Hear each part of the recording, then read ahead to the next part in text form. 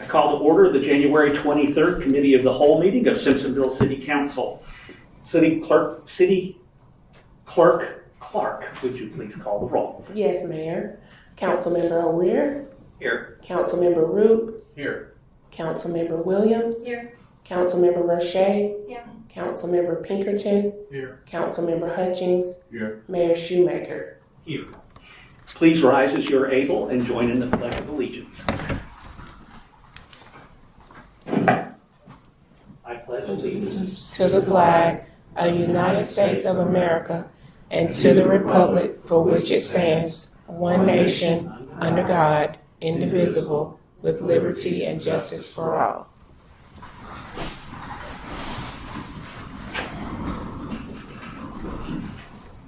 Mr. Phillips with Greenville Collie is not available tonight. He has had a family emergency come up, so he's not going to be able to make our audit presentation.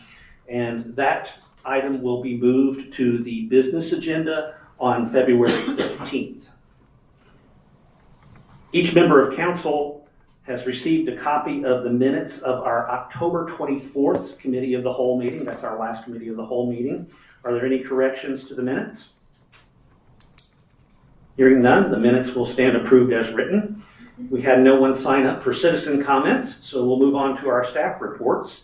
And likewise, our Art Center manager, Melissa Sturgis, she has had an issue come up for her, so she will be unable to be with us tonight. Each member has received a copy of that report, so we will skip that one. And we'll go on to our Community Relations Specialist report.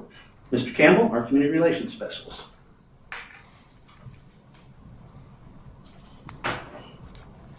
Good evening, Mayor and Council. The community relations priorities for first quarter of 2024 are in my report that you have received. So I'll just highlight a few of those. First of which is a litter prevention initiative. Now we do biannual cleanups, but I think more is needed to tackle the litter problem in Simpsonville, and that's going to include cleanups and prevention. One part of this initiative is going to be an Adopt a Street program. It's just like Adopt a Highway or Adopt a Road. Individual organization applies to adopt a city road or street, has to clean it, do cleanups 4 times a year, and after the first cleanup, they will get that sign, like an Adopt a Highway sign you've seen while driving. These signs can be made in-house by Public Works, and they will comply with the sign ordinance. And we already have somebody on deck, an organization called Golden Strip Sunrise Rotary Club. It's about 15 to 20 active members who are ready to be the first applicant. We are going to continue at least 2 cleanup days a year. Prevention is harder, believe it or not. Picking up trash is a lot easier than getting people to change their behavior.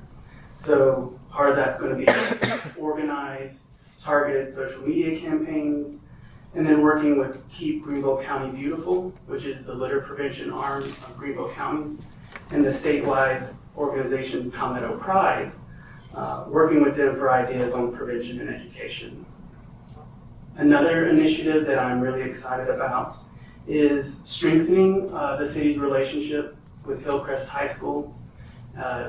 Hillcrest High teacher called the city about putting banners at some point in downtown Simpsonville, and after talking to her for a few minutes, I realized her bigger goal is to improve the brand of Hillcrest High in the community.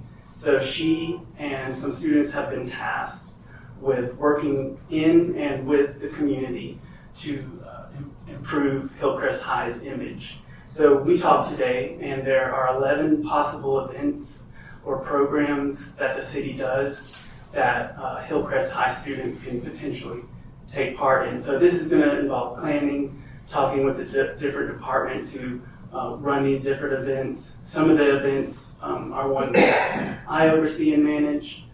So we'll have more details as the months go on.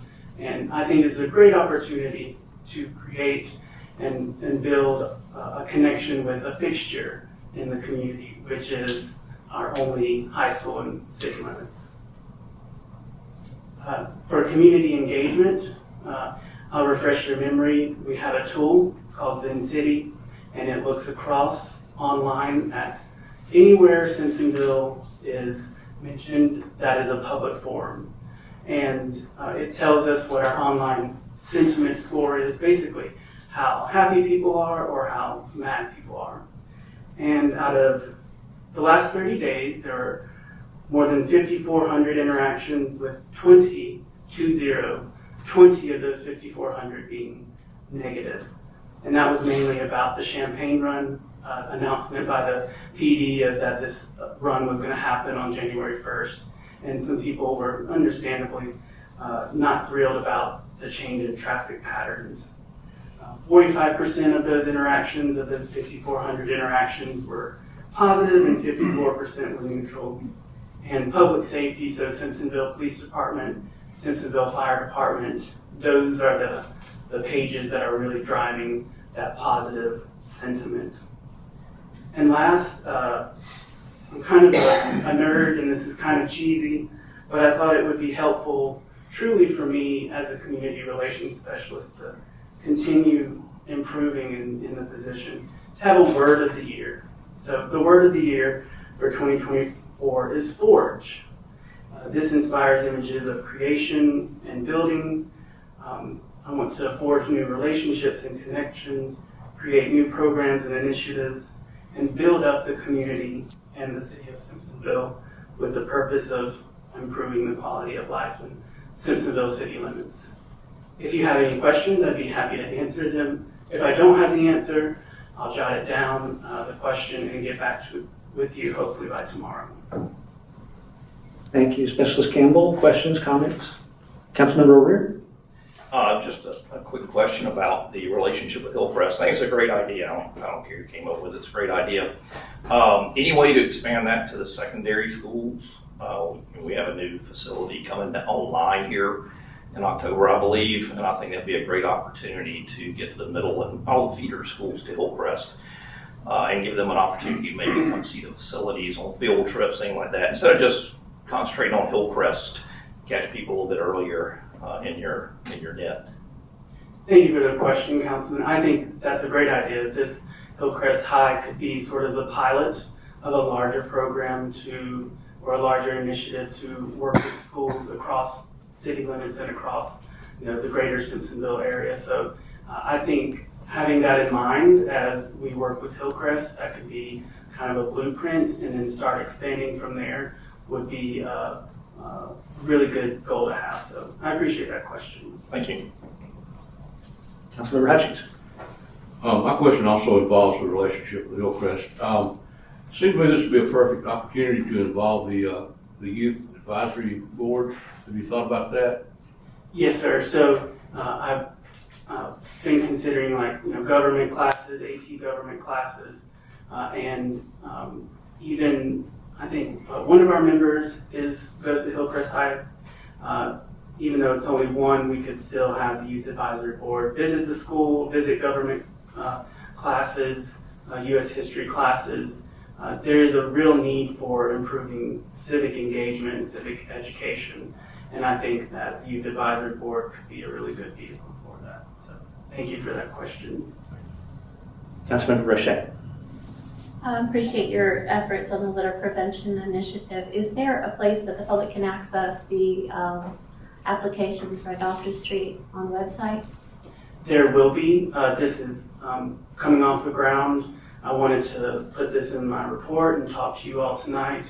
And then next month, have a resolution hopefully come before council to support this program. It's not something I want to be in the background. It's going to be a Simpsonville Simply Proud litter prevention program. I've already got the name. But there will be an application that I'm working on, and it will be really short, really easy for people who want to contribute to submit an application, and we start that process. So there will be one soon. Thank you. Any further comments from council? I just wanted to personally thank you for the work you're doing on the podcast. I understand that we may have more than one listener, and so that's kind of the running joke if you've listened to the podcast. So we only have one listener, but I'm hoping that everybody will avail themselves of that additional communication from the city. I think it's a very good thing. I think that completes all of our community specialist report. Thank you, Mr. Campbell. Thank you, Mayor. Next up is our monthly financial report with Christine Farino, our finance director. Director Farino. Good evening, Mayor and Council. A few highlights from the December financial report. General fund revenues for December were $818,000. Total revenues collected year to date is $3.8 million. And that's 16% of the budget. The expenses for December were just over $2 million, with total expenses year to date at $10.4 million. And that's 44% of the budget. The sewer fund revenues for December were $48,000. Year to date collections was $1.5 million, and that's 69% of the budget. The December expenses were $270,000, with the total year to date expenses at $723,000, which is 59% of the budget. The hospitality and accommodations fund revenues for December were $342,000. Year to date is $2.8 million, and that's 78% of the budget. The December expenses were $55,000. Year to date is $1.2 million, and that's 39% of the budget. The Public Works Enterprise Fund revenues for December were $67,000. Year to date collections was $98,000, and that's 6% of the budget. The December expenses were $77,000, and the year to date expenses were $429,000. Which is 35% of the budget. I'd be happy to answer any questions you may have. Council? Thank you, Director Farino. Thank you.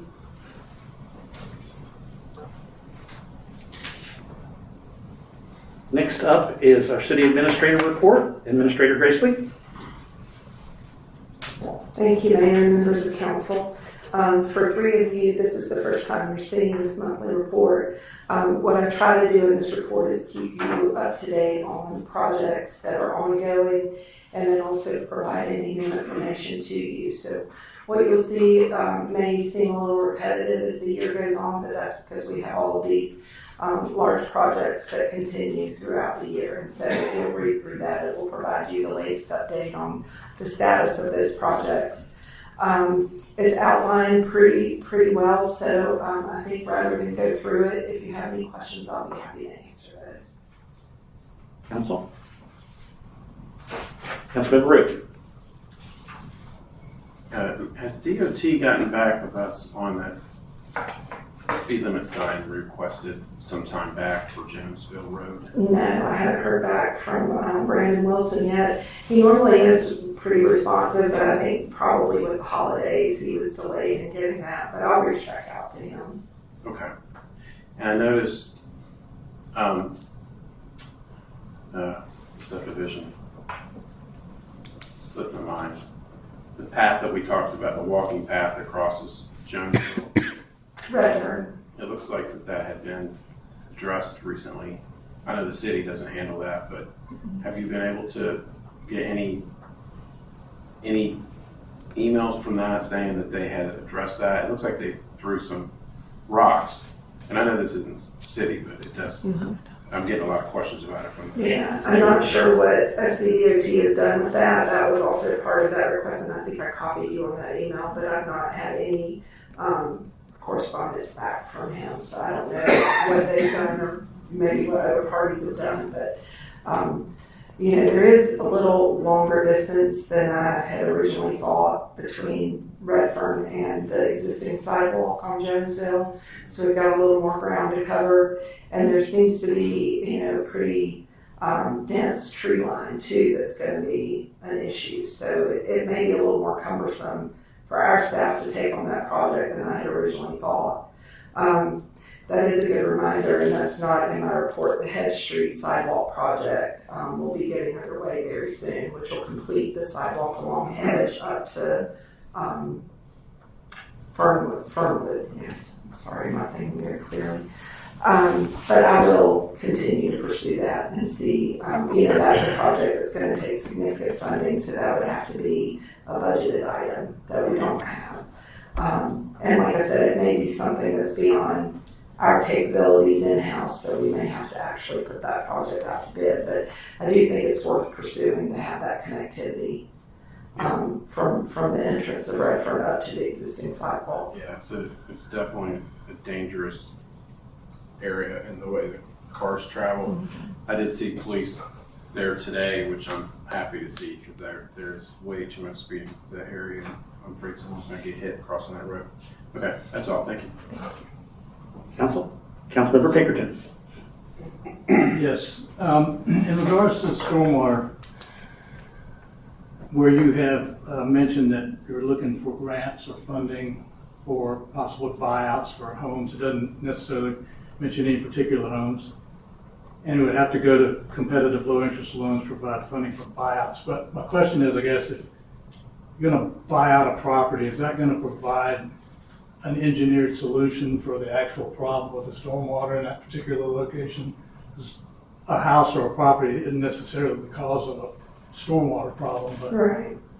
I think that those would then be, the houses would be demolished, and those would be natural retention areas that would hopefully help store some of the stormwater before it dissipates to surrounding properties, is what we're thinking. So it would, of course, provide immediate relief to those most impacted, but then it could also be a natural stormwater retention system that would help before the water gets, sheet flowing to other properties. It would allow for some retention on the site of the buyout.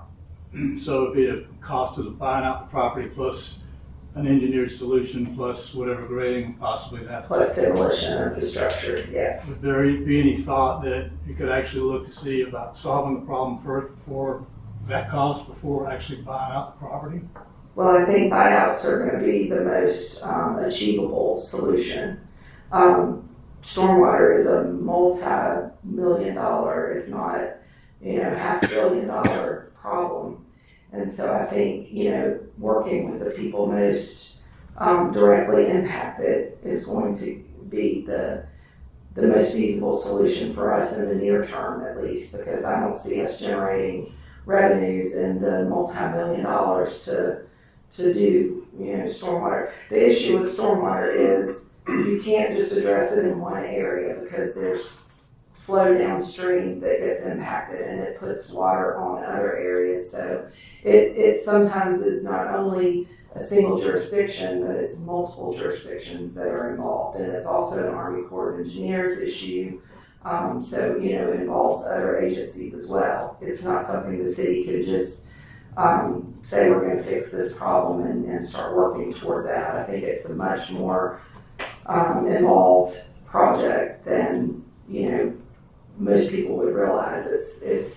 It's not an easy problem to solve. It's a very complicated problem. And, the neighborhoods where it's most prevalent are neighborhoods that have been dealing with this problem for decades. It's not a new problem. It's just happened in recent years. It's a problem that's existed for many, many years. Yeah, I agree with you. And my point was there are, the actual problem may not be at that particular location, but there's multiple problems downstream. Mm-hmm. So my concern was, or could be, if we are going to buy out a property at the head of the problem, that there's an engineered solution that solves the rest of the problem. Otherwise, to me, it would be feasible to at least look at the other opportunities before we select this one. That's my point, I guess. Well, and right now there's no funding available.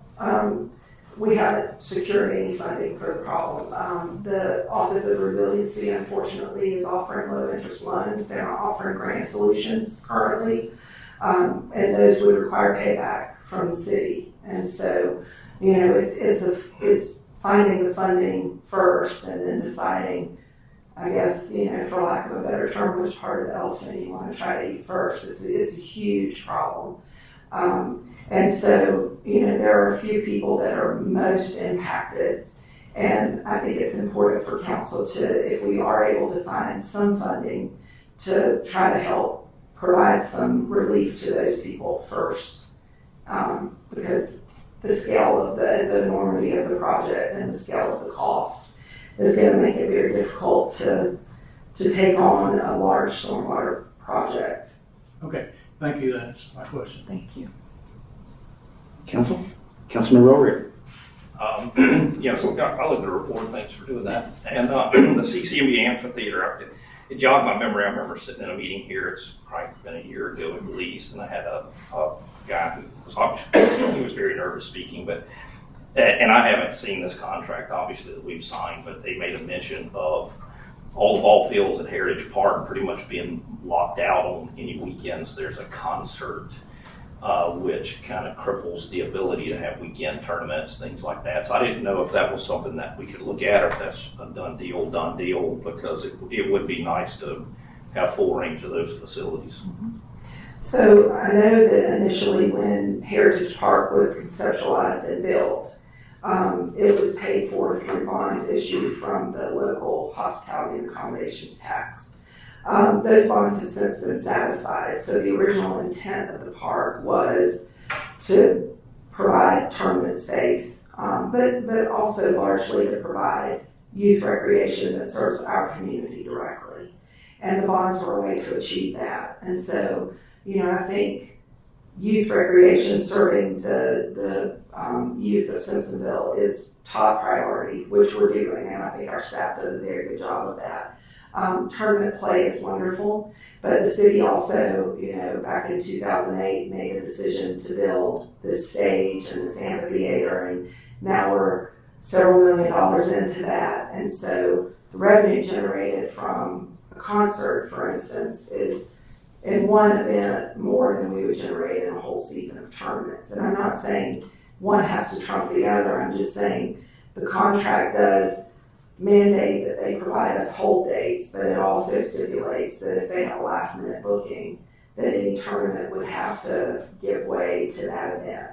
And so we tell people that if they call and inquire about having tournaments, yes, if we don't have a hold date, we'll book your tournament, but there's also the very slight chance that it could get bumped again, and a lot of people don't want to have to. Obviously, there's a lot of planning that goes in it. I was a travel ball parent for many, many years, so I know about all of that. And, as a travel ball parent, you don't want to have the expectation that you're going to a place and then have that tournament canceled either. So I don't think that there's anything else we can do right now as far as having them coexist in any way other than they currently coexist. But I do want to say that I believe our Parks and Recreation staff do an amazing job of accommodating youth in this area. There's also one field at Woodside that could accommodate that. I know that's not ideal, tournaments need multiple fields, but that's sort of where we are. It's the hand we've been dealt in 2024 that, was started when the amphitheater was conceived many years ago. Okay, thank you. Administrator Gracely, for our local recreational league, softball, baseball, the kids who live here, I'm not talking the opposite of travel ball, but the kids who live here, we're able to accommodate all those needs even with concerts coming and going. Is that correct? Yes, that's correct, because they play during the week. And if there is a concert that, we're usually aware several weeks in advance, and so they just schedule around that. Or schedule for that event to happen in Woodside Park as opposed to Heritage Park. So yes, we are able. I think there was only one issue in recent memory, and it was an opening day, I think, that was impacted by a concert, and so it just got the festivities of that got pushed to a different day. Okay, thank you. Councilmember Rick. What's considered a last minute booking for a concert? When I say last minute, I mean there's generally still at least a 4 to 6 week. Yeah, because they've got to sell tickets for it. So it's not like a concert gets booked on a Monday and it happens on a Friday. It's a little more advanced notice than that. But still, for tournament organizers, they still don't want to run that risk. But they certainly, if they're willing to assume about a 30-day cancellation, then we can still book tournaments on weekends that there are no concerts. Thank you. Councilmember Rochette. Addressing the issue with the vandalized restrooms over at Heritage Park, questions I've received are why weren't they locked at night? Do we have security cameras in place? Do we know who did it? And how can we prevent it in the future?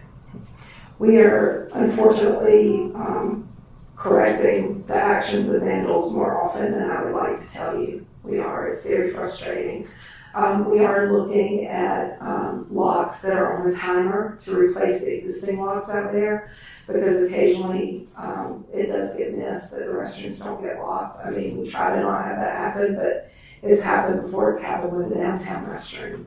You know, different departments work together to make sure those doors are locked, but what we are doing right now is looking at a system that would put all that on timers so that they would be locked when there are no events in the park.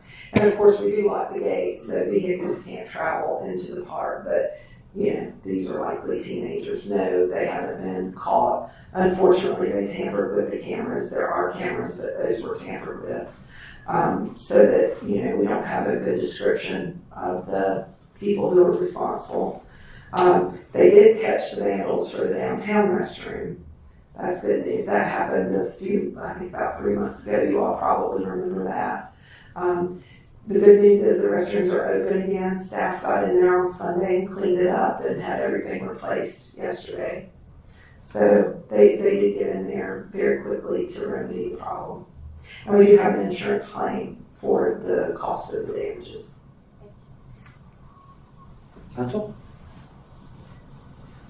Thank you, Administrator Gracely. For our new council members, it's the practice of our department heads to attend our committee of the whole meetings who don't usually make a full report directly to council. We always have a report from our finance director and from our city administrator, and rotating reports from the community relations specialist, arts center. I'm missing any, Administrator Gracely? Those are the only regular reports. Oh, planning. We will have a planning report on a rotating basis as well. But the other department heads always attend, and so this is the time when I ask if you have any questions or comments for Chief of Police, our fire chief. Chad Foster's here for Parks and Rec, and is standing in for Robbie Davis, and Andy West is here from Public Works. So any questions or comments for them? Councilmember Rupert. Chief Hanshaw, you have a quick second. Could you give us an update, and maybe you don't know, I caught you off guard, on how the warnings or tickets are going from the ordinance that we passed a few months ago about cut-through traffic? I'd have to look the data up to give you an exact number, but they should be practicing the same thing. We usually give them a grace period of time where we're writing warning tickets, but I don't have that data in front of me. I can look it up for you and provide it to you if that's something you'd like to have. Yeah, I'd like to see, and maybe when that's going to go more into effect, like how long we're giving the public to. We usually give them traditionally about 30 days of warning, and a chance to adjust any new traffic plans or any new traffic issues. Yeah, I'd like to see that data and see also, Mr. Gracely, if business owners have called in and seen a difference or any kind of feedback on that. I've not heard anything. One of the main reasons for that was we get cut through traffic through here, and most of us who work here have almost been clipped by a car just parking and coming into the building because they fly through, trying to avoid these intersections. And so I can tell you, I've not experienced that lately. I don't know about other staff, but I do know we passed that a few months ago. So if there have been tickets, those should be part of your public safety report if tickets have been issued. But I know that, there's another shopping center down, between West Georgia, Maple Street, back up to Maine, where, that was happening quite a bit as well. But I haven't heard from those business owners to know if they've seen a decrease or if they've had fewer of those cut through. To me, that's not a great cut through. There's a lot of twists and turns to get through there. But I know I've not noticed it as much out here as we have in the past. All right, thank you. Thank you, Chief. Chief, one moment. Any other comments or questions for Chief Hanshaw? All right, then two things. Since if you are going to look up data on the cut-through issue, would you look and see if we have written any tickets for squat trucks? having nearly been run over in crosswalks in downtown Simpsonville multiple times, not particularly by squat trucks, but they're particularly dangerous for pedestrians. And I'm still seeing squat trucks in town, so I'd like to know that we're doing some enforcement there. I'll be glad to check on. I know we've got one officer who's been working on some public safety information for that, and he is aggressively looking to put us, write some tickets for that kind of violation. Okay, great. Put that on his list.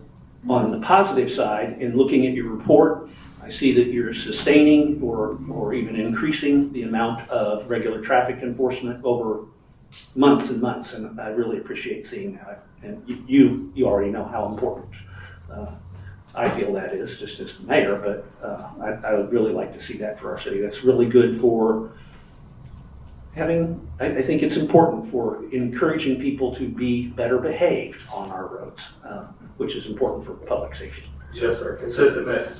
Yes, thank you. So real quick, Councilmember O'Rear may have a question for you, Chief.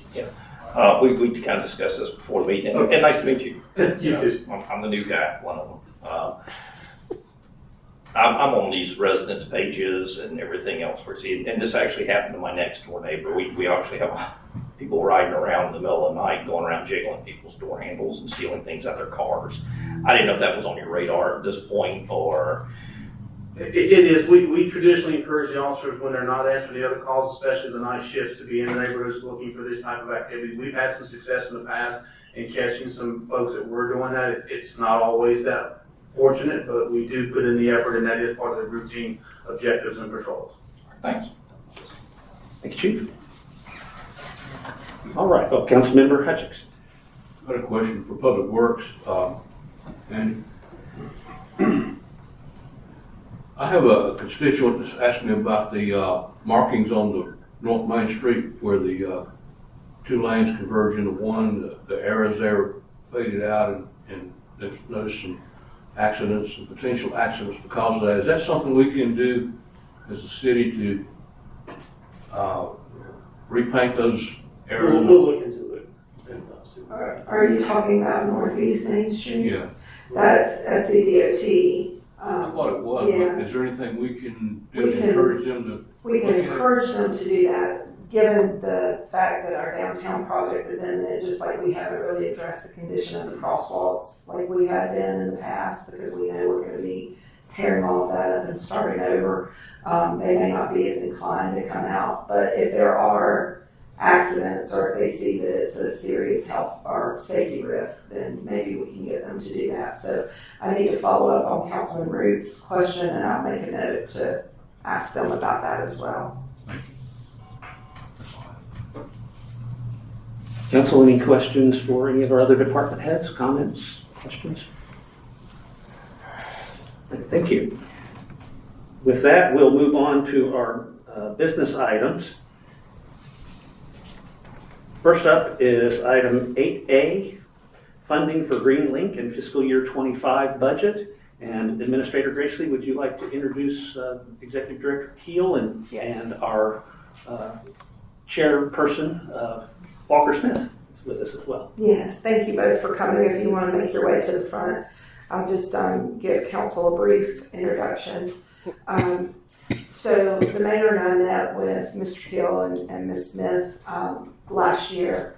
For many years now, there's been a route that serves the Golden Strip area, Malden, Simpsonville specifically, at no expense to either of the cities.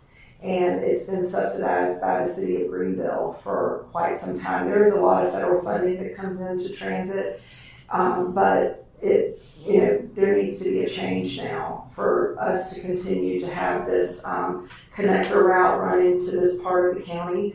And so essentially what they are asking for is $47,000 a year and a commitment to Greenlink to GTA for continuation of that route.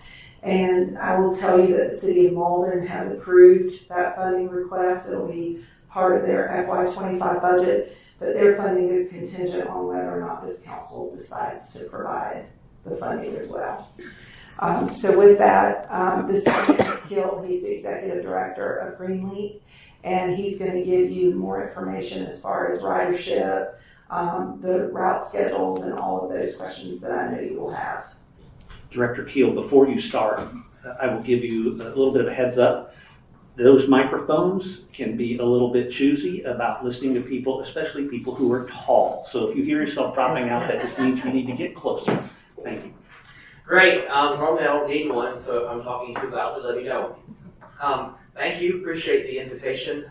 Mayor and members of council, it's always nice to come and share what's going on kind of regionally as it relates to transit. So prepared a number of slides. There's 22. I'm not planning on going into great detail. We could be here all day. I'm very passionate about transit, but my mom lives in Simpsonville and she has dinner waiting for me, so I'm going to go enjoy that before I go back home. So we'll jump into what we do. There's three main services that we provide throughout Greenville County. Fixed route, which is what you preliminarily see down here. It's normal, quote-unquote, transit bus. There's paratransit service.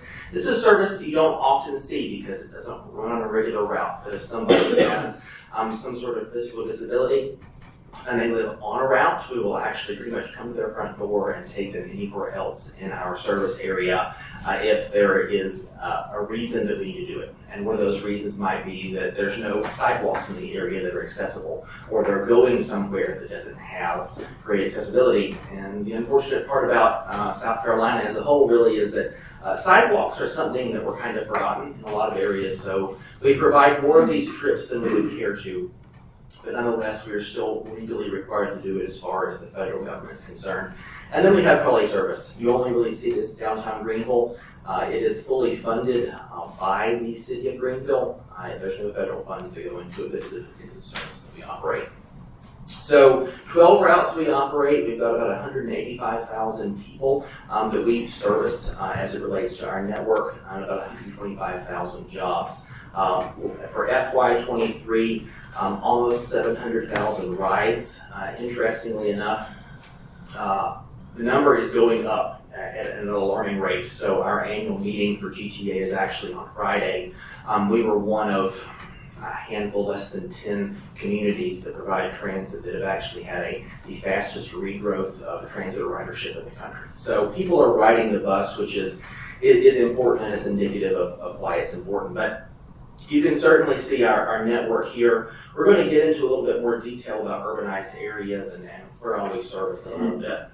Ultimately, though, we start at 5:30 every day. Last trip leaves at 10:30, meaning service ends at 11:30. Saturdays an 8:30 a.m. to 5:30 p.m. day. We are actively working on trying to have Saturday mirror the weekday. Finding CDL drivers has been very difficult. A 4-year problem that we are continuing to work on. Right now, no Sunday service. We're working on that as well. We need some more funding. That's a different project for a different day. But the majority of our routes only come once an hour. We've got one route, it's the Woodruff Connector, that does offer 30-minute service for the majority of the year. As it relates to the fare structure, it's up here. I'm not going to go into a lot of detail. You can pay with cash, you can pay with coins, you can download the UMO Transit app. Multiple ways to pay. You can come to the ticket booth and buy tickets. You can get a smart card. You can get a monthly pass. If you can fathom a way to pay for the bus, there's probably a chance that we're going to take it. What's coming later this year, though, is the ability to hopefully get on your credit card and tap to pay, or use your smartphone or your Apple Watch or your Android Pay to actually be able to hop on the bus and pay that way as well. All of our data is pushed out. You can get on Google. If you hit the little transit icon down here, you can actually plan your transit route anywhere on the network. It'll tell you which bus stop to walk to, when the bus is going to come, how to get there. If you want to download the transit app, it gives you the same information, but in a much more rich way. Transit app works with most major cities around the country. Whenever you're there, you get a lot of rich transit data. And you can also use UMO, which is the mobile ticketing system as well. Paratransit, 15,000 rides in FY23. That number has increased by about 17% as we move in, as we move from year to year. It is a 24-hour notice, meaning you need to call today if you want to ride tomorrow. And it's $3.90, which is twice our base fare. You get an idea of the service area there. So if you imagine that the route, we will go 3/4 of a mile in either direction, so it's a 1.5 mile buffer on any given road that we provide paratransit service to. as long as it's not one of our routes. Ridership's been going up. Fortunately for us, it's great. A lot of transit agencies around the country have not seen this. COVID destroyed many transit agencies, and they have been struggling to recover. In our worst month, we had a roughly 50% decrease in ridership. Most agencies were at an 80% decrease in ridership. We recovered to our pre-pandemic levels in 2021. Most agencies still have not recovered their original ridership. So we're doing something right. Always room to be better, but transit is definitely healthy and well in Greenville. So if you look at specifically Route 601, and that's the route that serves the city of Simpsonville and runs to the city of Malden, once again, ridership is going up year over year, which is great. This is where it starts to get tricky. I don't know how often you all dive down the urbanized area rabbit hole. So here's the high level of what the map makers of the U.S. government have determined what is an urban area as it relates to Greenville County, Pickens County, and how it ultimately affects us. So the purple area is the Greenville urbanized area.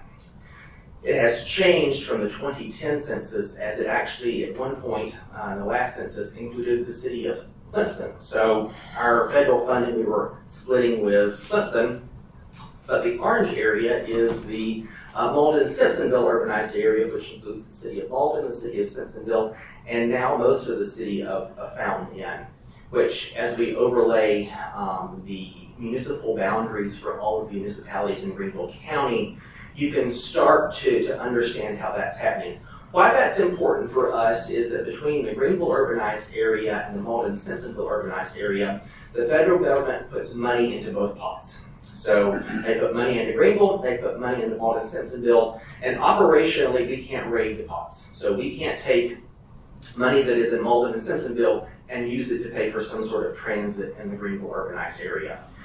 For many years, there has been more federal money in the Malden-Simpsonville urbanized area than we've been able to draw down and spend. And ultimately, it's because while the population dictates its own large urban area, it hasn't made sense to have a lot of transit down there. As Greenville continues to grow, that ultimately will change.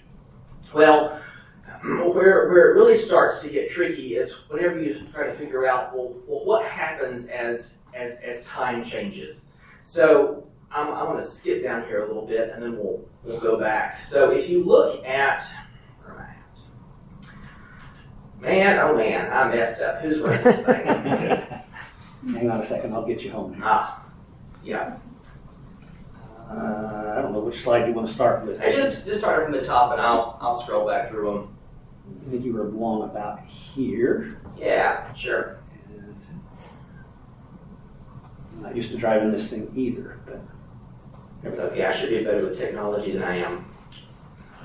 So where this really started getting interesting is how ultimately all that's been impacted by the State Mass Transit Fund, which for the purpose of this, we're just going to call the SMTF. So whenever we started this route, back in 2012 actually, there's enough state mass transit funding to match the federal.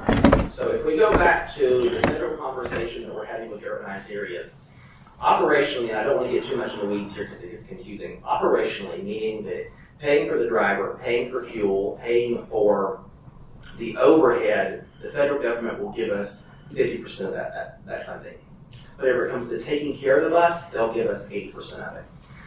Well, whenever we were originally looking at the Malden-Simpsonville area, and the reason that you had a significant amount of money down there was because ultimately there was enough state mass transit funding to match the needs of transit in this area.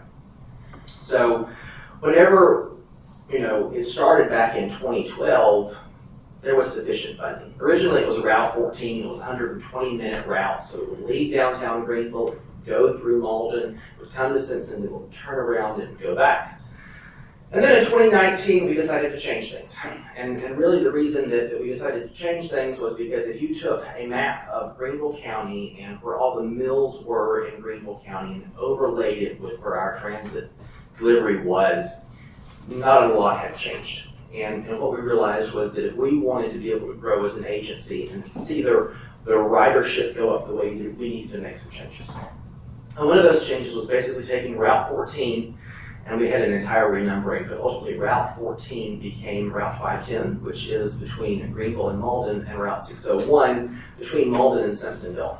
And a 500 route is one that leaves the downtown transit center, and a 600 route is any route that does not come into downtown. That's just a little bit of nomenclature on how we ultimately number our routes.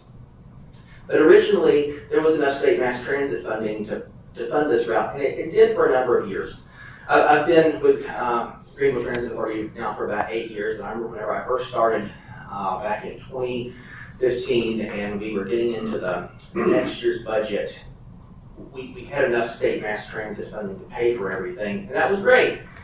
But unfortunately, inflation has become a bit of a beast, and a problem started to present itself as we started looking at, well, if we wanted to add more transit in this area, what would happen? Because there are 3 municipalities that are ultimately impacted by the money from the Malden-Simpsonville urbanized area. Malden, Simpsonville, and Fountain Inn. So if one, I'm not going to call anybody out, but if one of the other municipalities came forward and said, hey, we wanted to add transit, can we get part of the SMTF to help fund that? We realized we got a problem, because now what happens if Greer comes to the table? What happens if Travelers Rest comes to the table and says, hey, we want transit? How do we have to split all that money up? And it became a real challenge for us.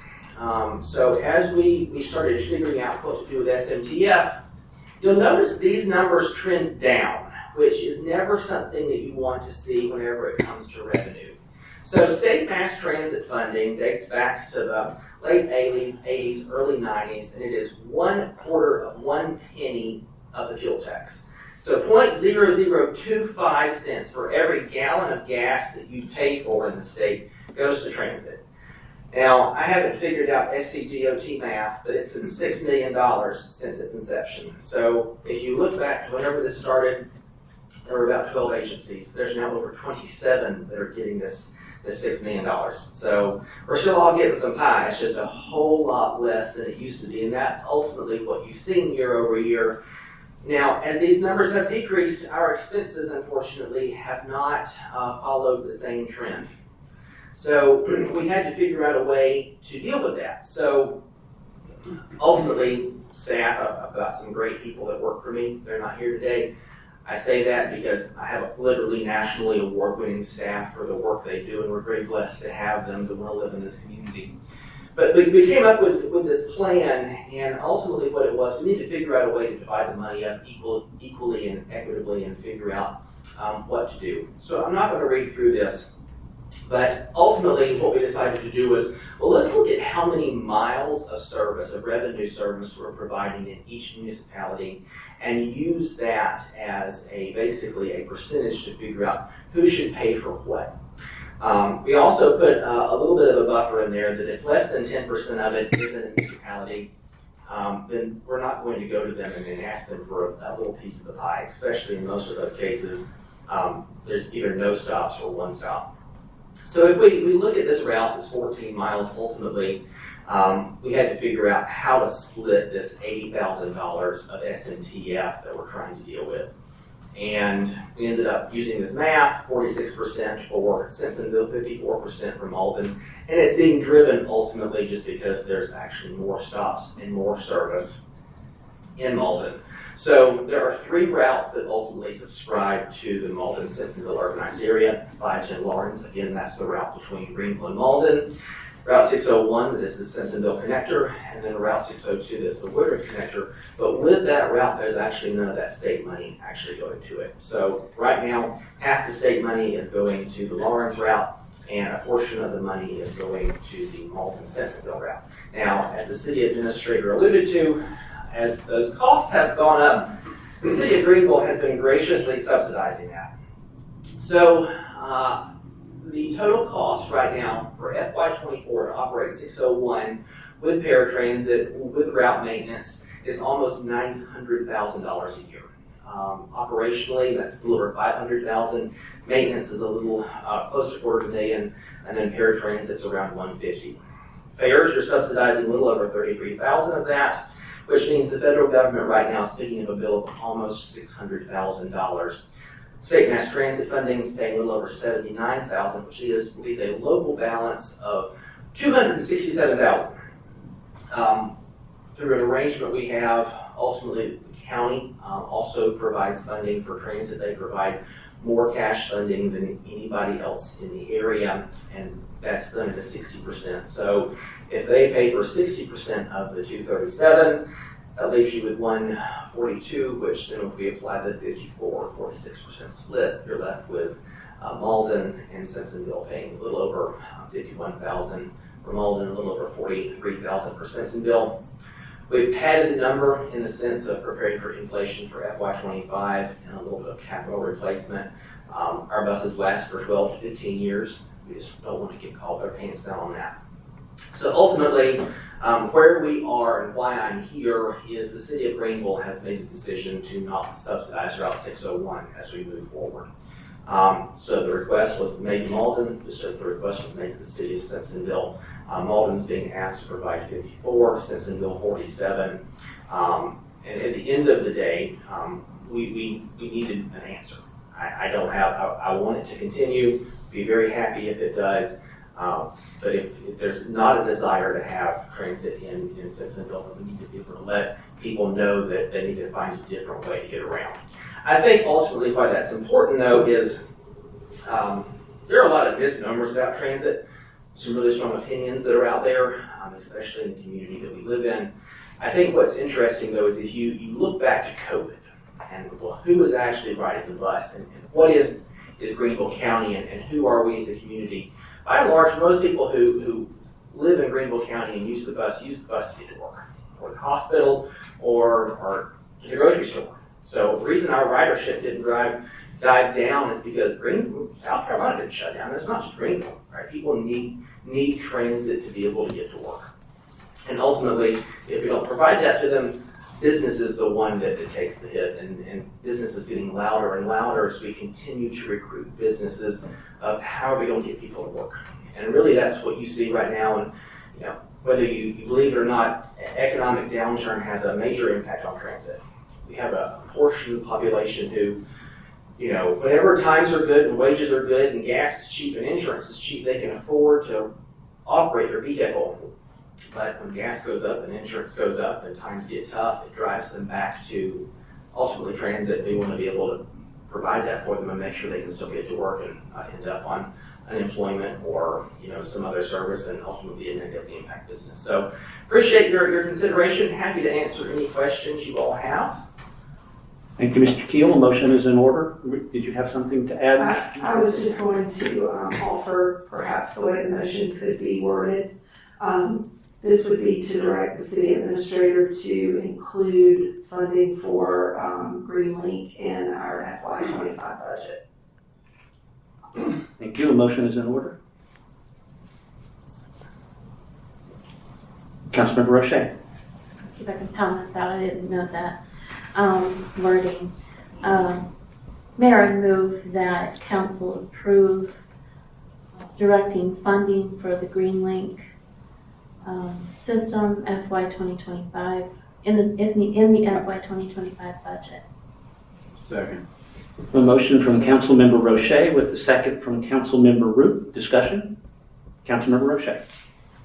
I didn't see any solid data as far as Simpsonville residents that are using the Greenlink services. Do you know how many riders daily, monthly, annually, just for Simpsonville? Just for Simpsonville, no, but yes. I don't have it in the presentation. We can easily get our transit planner to run some reports and look at stop level data and get you a total of what that would look like. I'd appreciate that. I rarely see anybody waiting on the bus, and I've wondered as I drive by during the busiest times when I would think people would be there, whether or not it's even worth coming this way. And so certainly I don't want to send $47,000 of our budget to something that majority of our citizens are not using. If you can get those numbers, and I don't know that you'd really have a way to know, are they using it for employment or education? Are they using it for health services? So statistically, we do have a customer service survey that we put out, and we ask those questions. So while I couldn't answer it specifically for the people that live in Simpsonville, we do have a statistically significant sample size of our ridership that I can tell you in general what that looks like, and I can provide that to you as well. That's in the report already. I'd appreciate that. So engaging the usage, which would be the only reason I could see justifying the expense, I also have to weigh in the drawback to having this. And now I'm going to say the hard part out loud, and I know people are going to maybe not like it, but the experience that we're having in Simpsonville is that the homeless are being bused to Simpsonville. I don't know if they're being sent. I've been told they're sometimes given bus fare from downtown Greenville.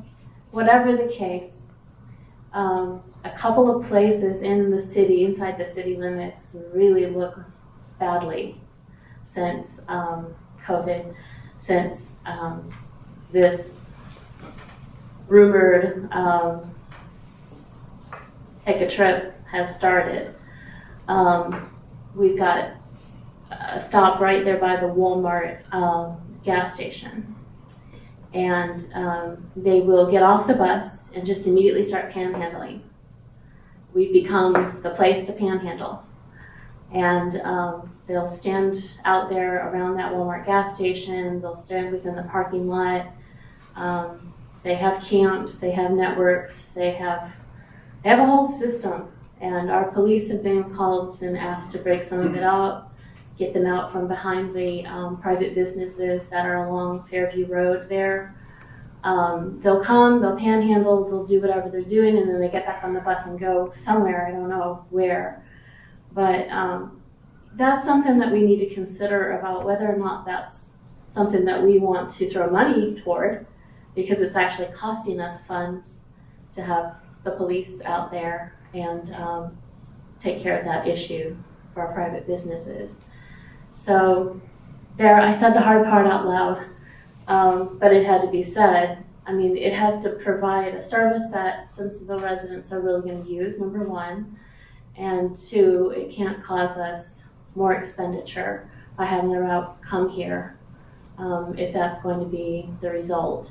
Another hot spot is the Palmetto Inn. There's a stop right there by the McDonald's, by that gas station, the Palmetto Inn. And boy, I had seen some things. I had seen some things since living here. You know, in 2012, when you know, they said, hey, we want bus routes. I think it was we want to be a part of that. Like we want that access. We want to be a part of that. And then as time has gone on, the service kind of, the demand for it kind of dwindled.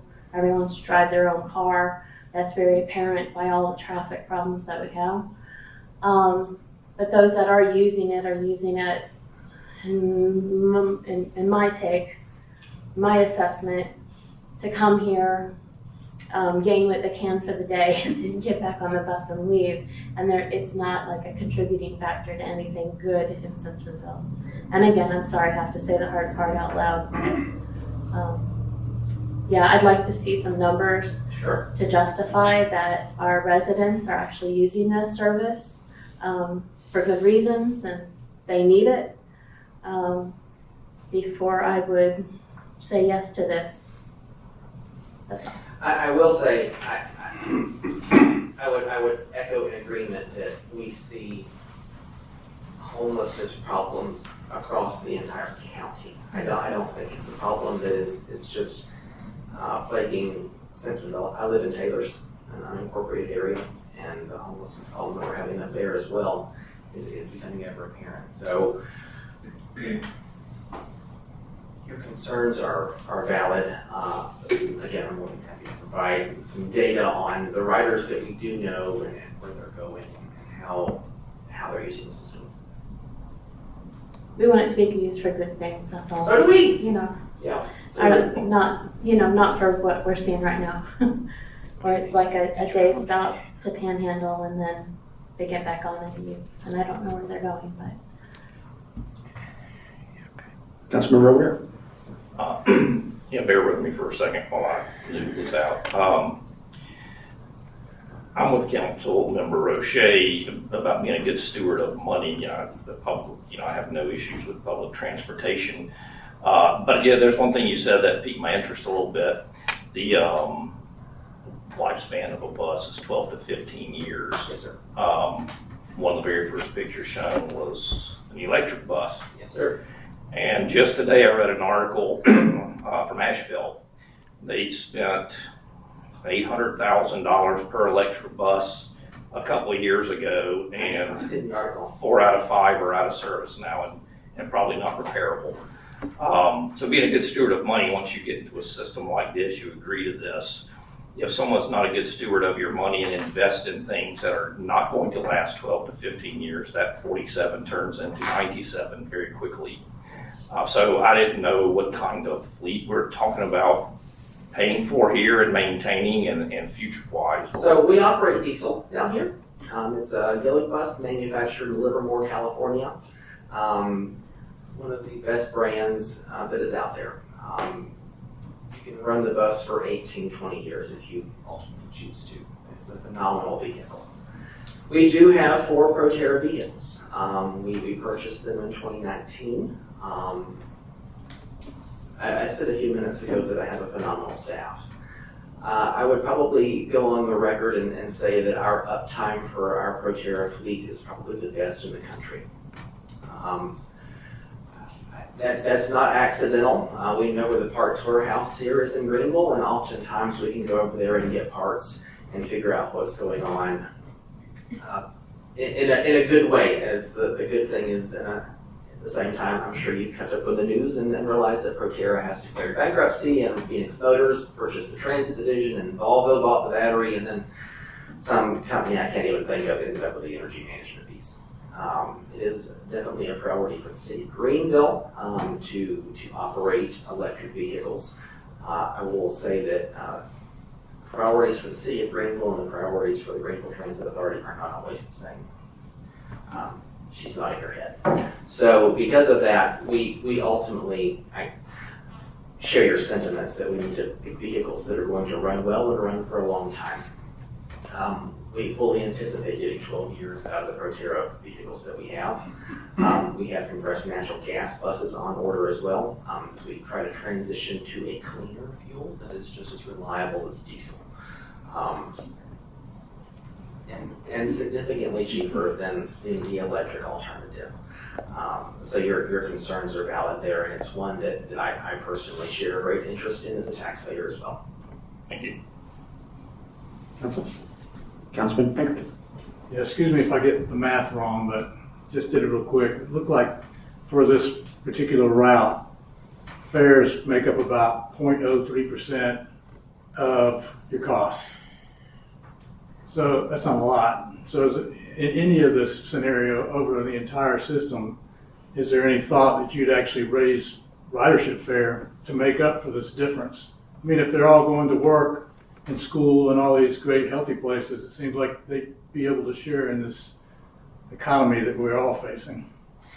Agreed. There's been a lot of thought and conversation about if we should raise our fares and how that would impact things.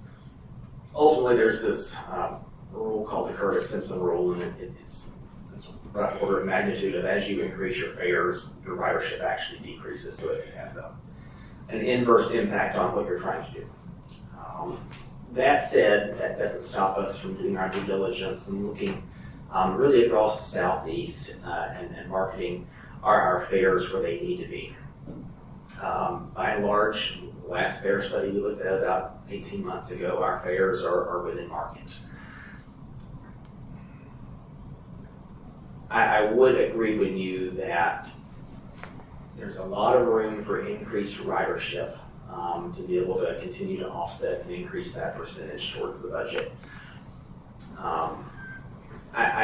We can't, just because of some federal rules that get in the way, sit here and charge more for one route than for another. You start running into Title VI issues. We don't want to necessarily cause any access or discrimination issues for us or for the city of Simpsonville. So it's something that we have paid attention to.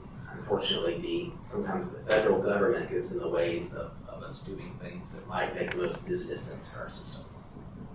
Thank you. Yes, sir. Councilman Hutchinson.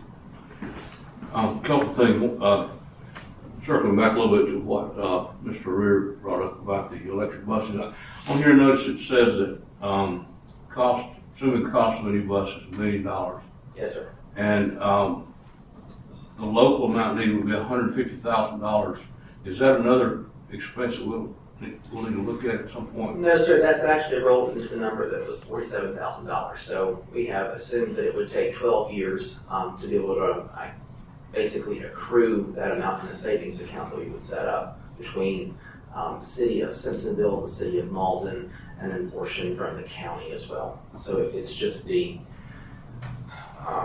every year it'd be 1/12 of a very small percentage that is being added to that. And then on the other thing you mentioned about the priorities being different possibly from Greenville, the decisions will be made, I guess, by the Transit Authority Board, is that correct?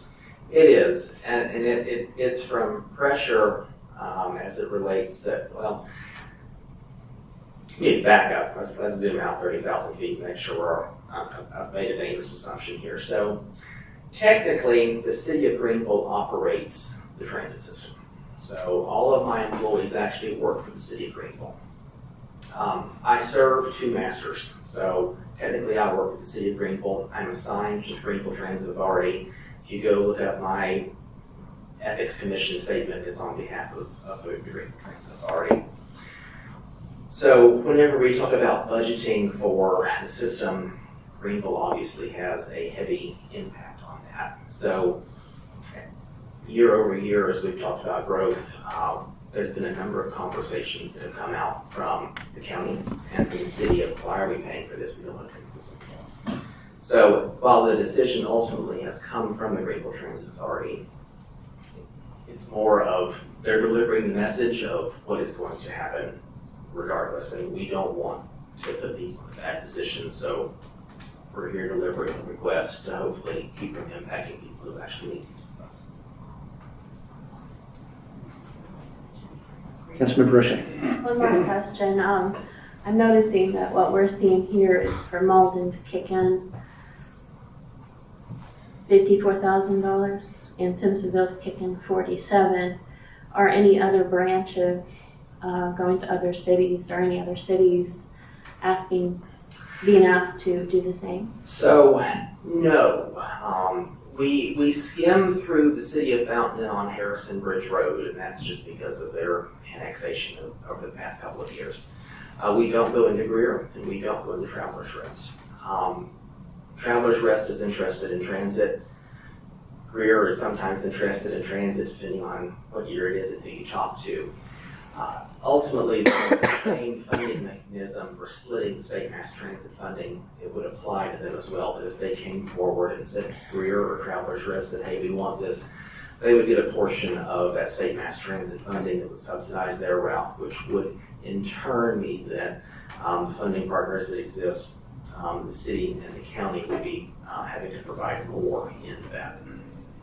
Again, the pie's not getting any bigger, it's just there's more kids to take on. If the routes coming to Simpsonville just drop off tomorrow, let's say we didn't approve this, they ended tomorrow, how would that affect the overall budget that you have to operate with? Can you rephrase that question? How would it affect my budget? How would it affect the bus system and the transportation system in general? I mean, I guess I need to know, how badly do you need this to keep the whole system running? It isn't to keep the whole system running. It's to keep Okay. Route 601 running, right? Okay. It's to continue to allow people who live in Simpsonville to get to Malden and ultimately get to Greenville. And by getting to Malden and getting to Greenville and moving around, it's getting to work, getting to Walmart, getting to their job, getting to Hillcrest Hospital, Bonds and Tours Emergency Room, like all the places that we see service. So The impact is to your constituents, right? And it's not to the Greenville Transit Authority.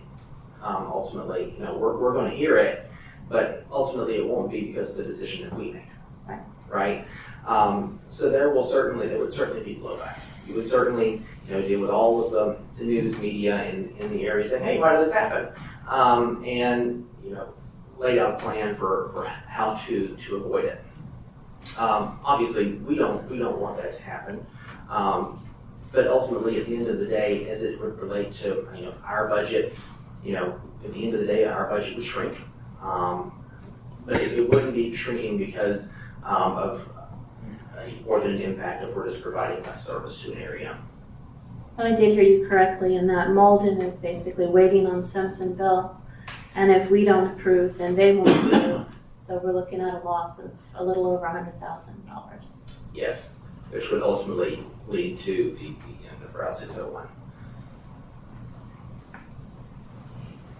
Councilman Britt. I'm very interested in seeing the data of how many citizens here are using it and to where they're going. And if this is going to be something that comes back every year, if this gets approved, I'd really like to see even more data next year on. I'm interested to see what you have. I'm going to take a look at it.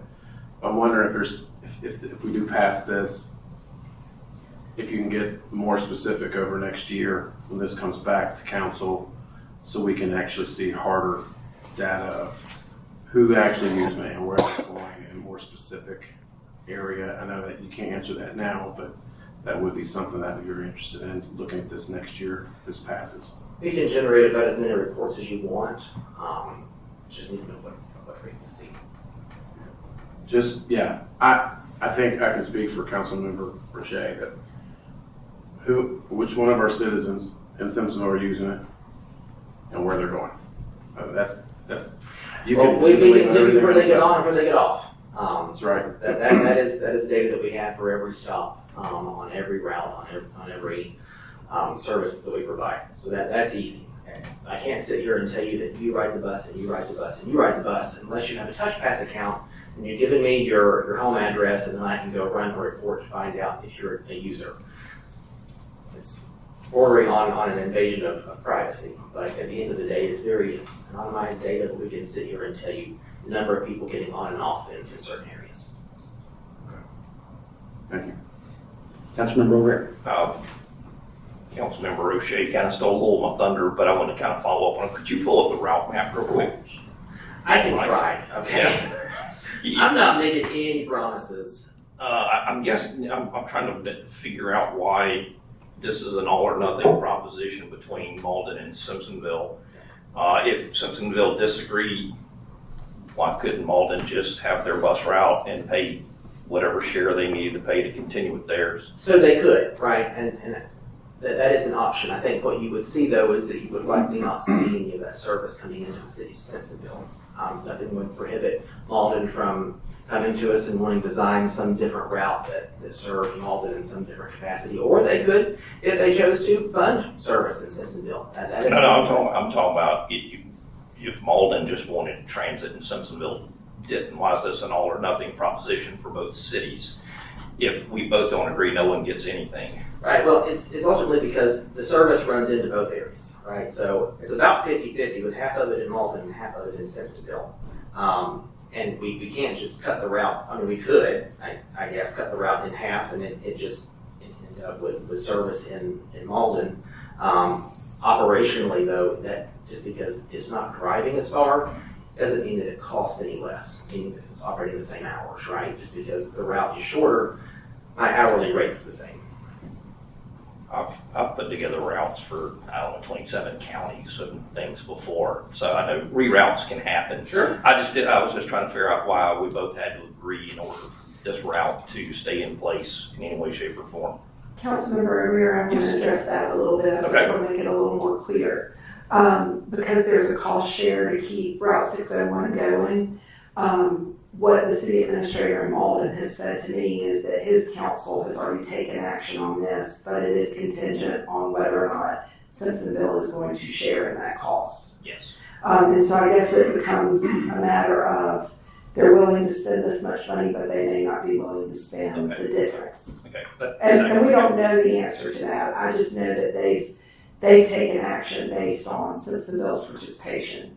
Now, if this council decided to not participate, then I would imagine their city administrator would go back to council and bring them that news, and Mr. Keel and his staff would work with them to see what that looks like.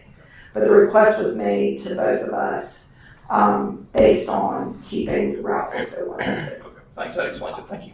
Apologies for misunderstanding. Oh, no. Like I say, I'm new to this game right here, so I'm trying to get everything out correct. Yes, sir. Thank you.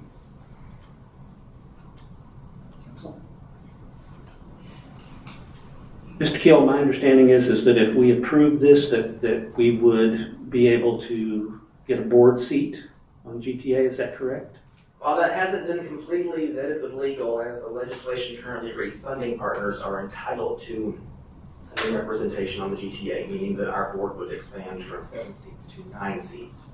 I wasn't going to mention that a few minutes ago, but ultimately you would have monthly reports at any level that you would be interested in based on who you were interested in appointing as well. Okay.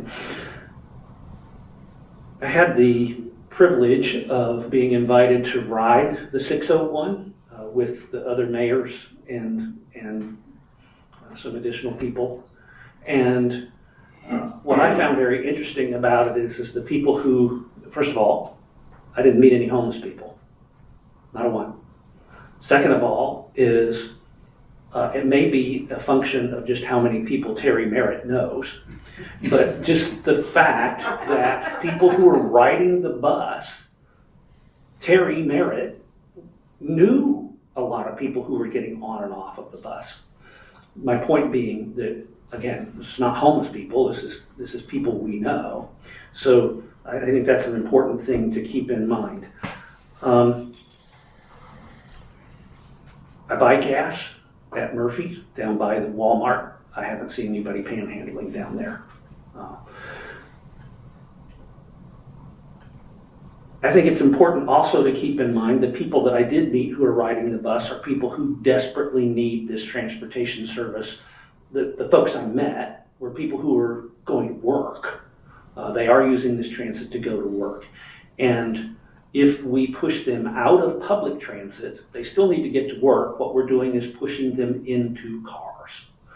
And I know that council expresses this concern out loud a lot. We already have too much traffic.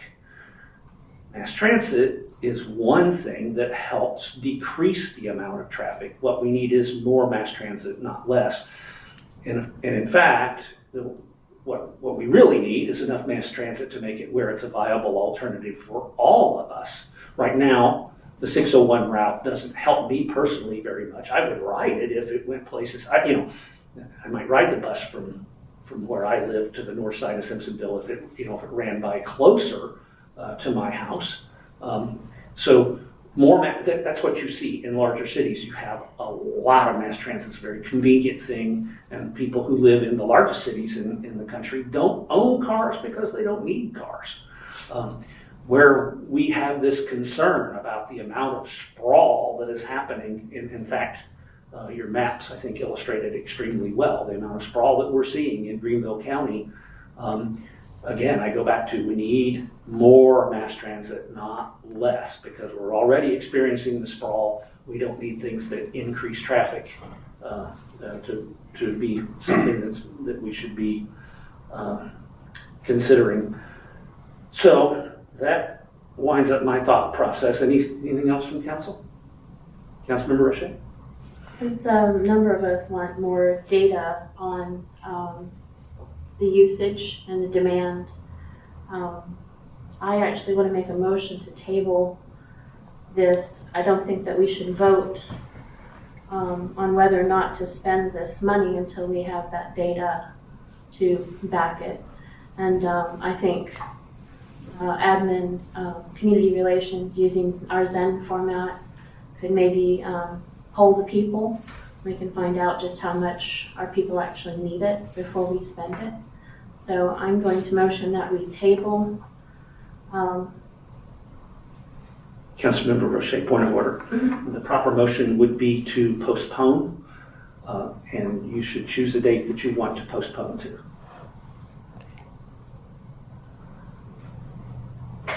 Mayor, if I may, just a reminder that moving this to the business meeting on February 13th is not about affirming this decision, it's just moving it, which might provide enough time for you to receive the data and be better informed before you actually vote on it on February 13th. It does require first and second reading.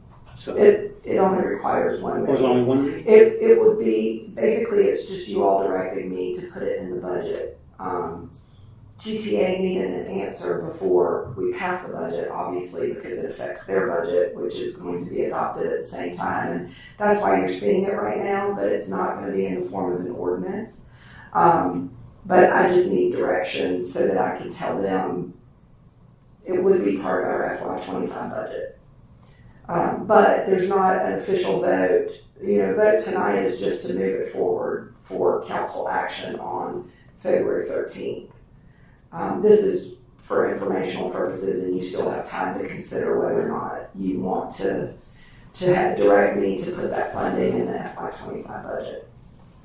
And so now you're looking at roughly 3 weeks before you're making a decision, and I think that would provide enough time.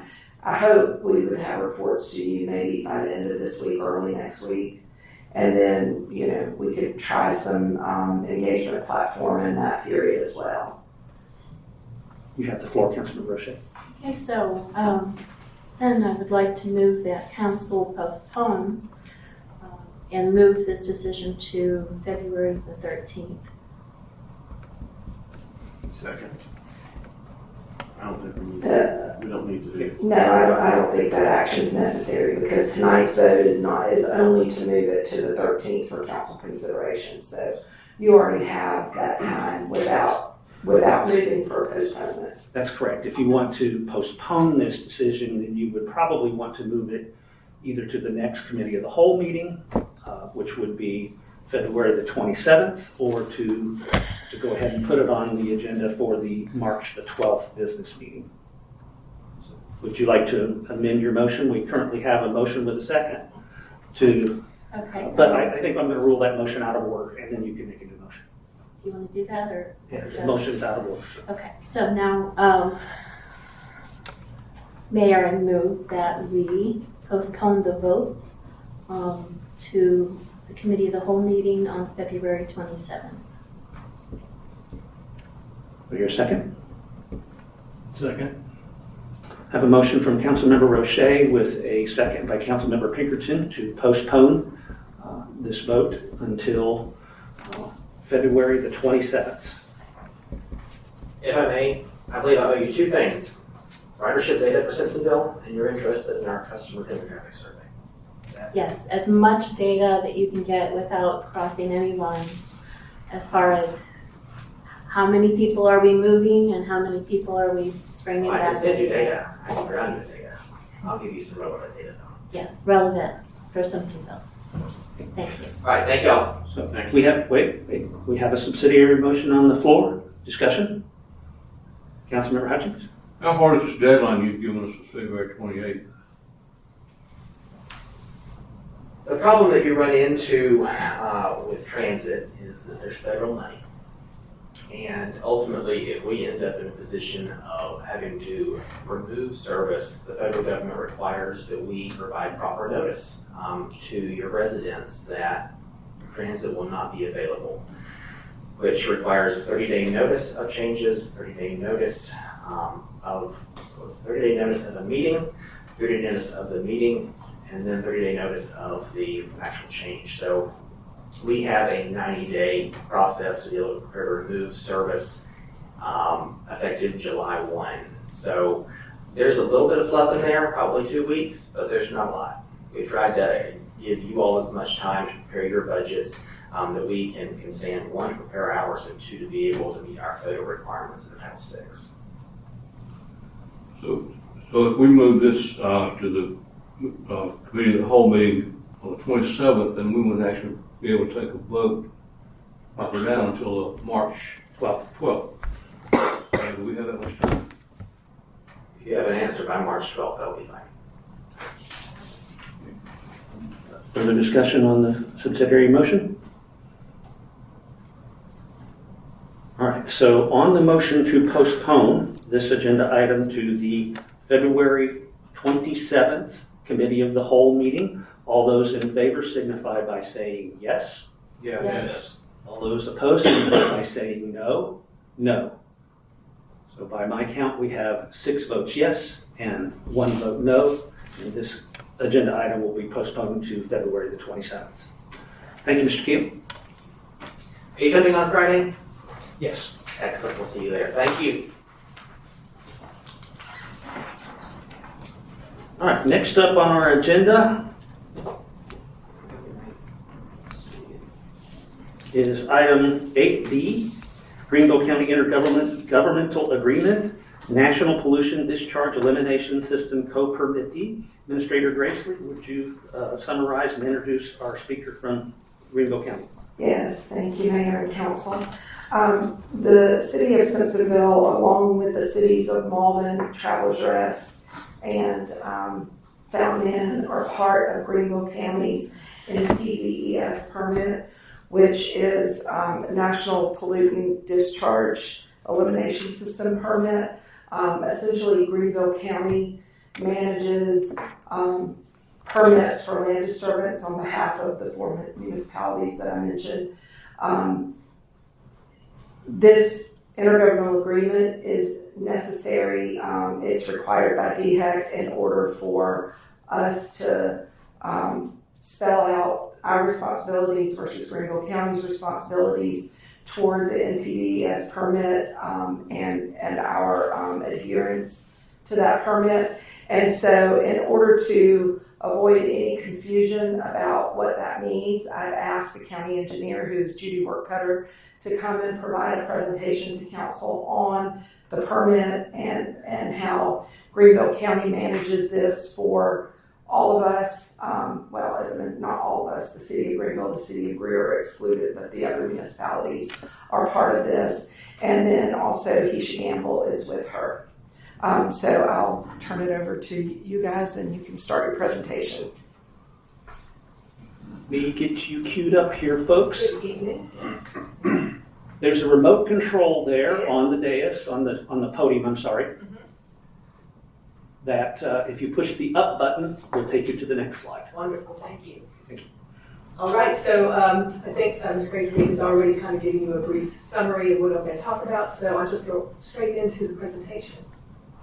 No, maybe. Oh. There you go. Maybe it's the down button. I think I told you backwards. Okay. There we go. Okay. Opposite There way we go. around from All the right. pay attention to the mayor. All right, so start with the Federal Clean Water Act is what really started this all. I mean, it started in the 70s.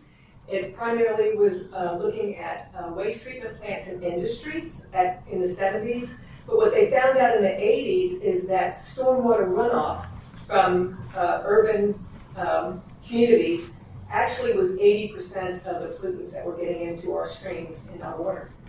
So they passed this NPDES MS4 permits at that point. And MS4 stands for Municipal Separate Stormwater Sewer Systems. That's what the 4 S's are. And the Phase 1 communities, we fell into Greenville County because of our population size. We are a medium Phase 1 community. And those were adopted in the 90s, but it really didn't start for us until the 2000s. So we already had a permit. And Greenville, Richland County, Columbia, and DOT were all people that had a Phase 1 permit. And those are supposed to be 5-year cycle permits, and they're renewed, and then they're strengthened, and they're changed as laws are changed and things are added to our permit. Greenville County had its first permit in August of 2000.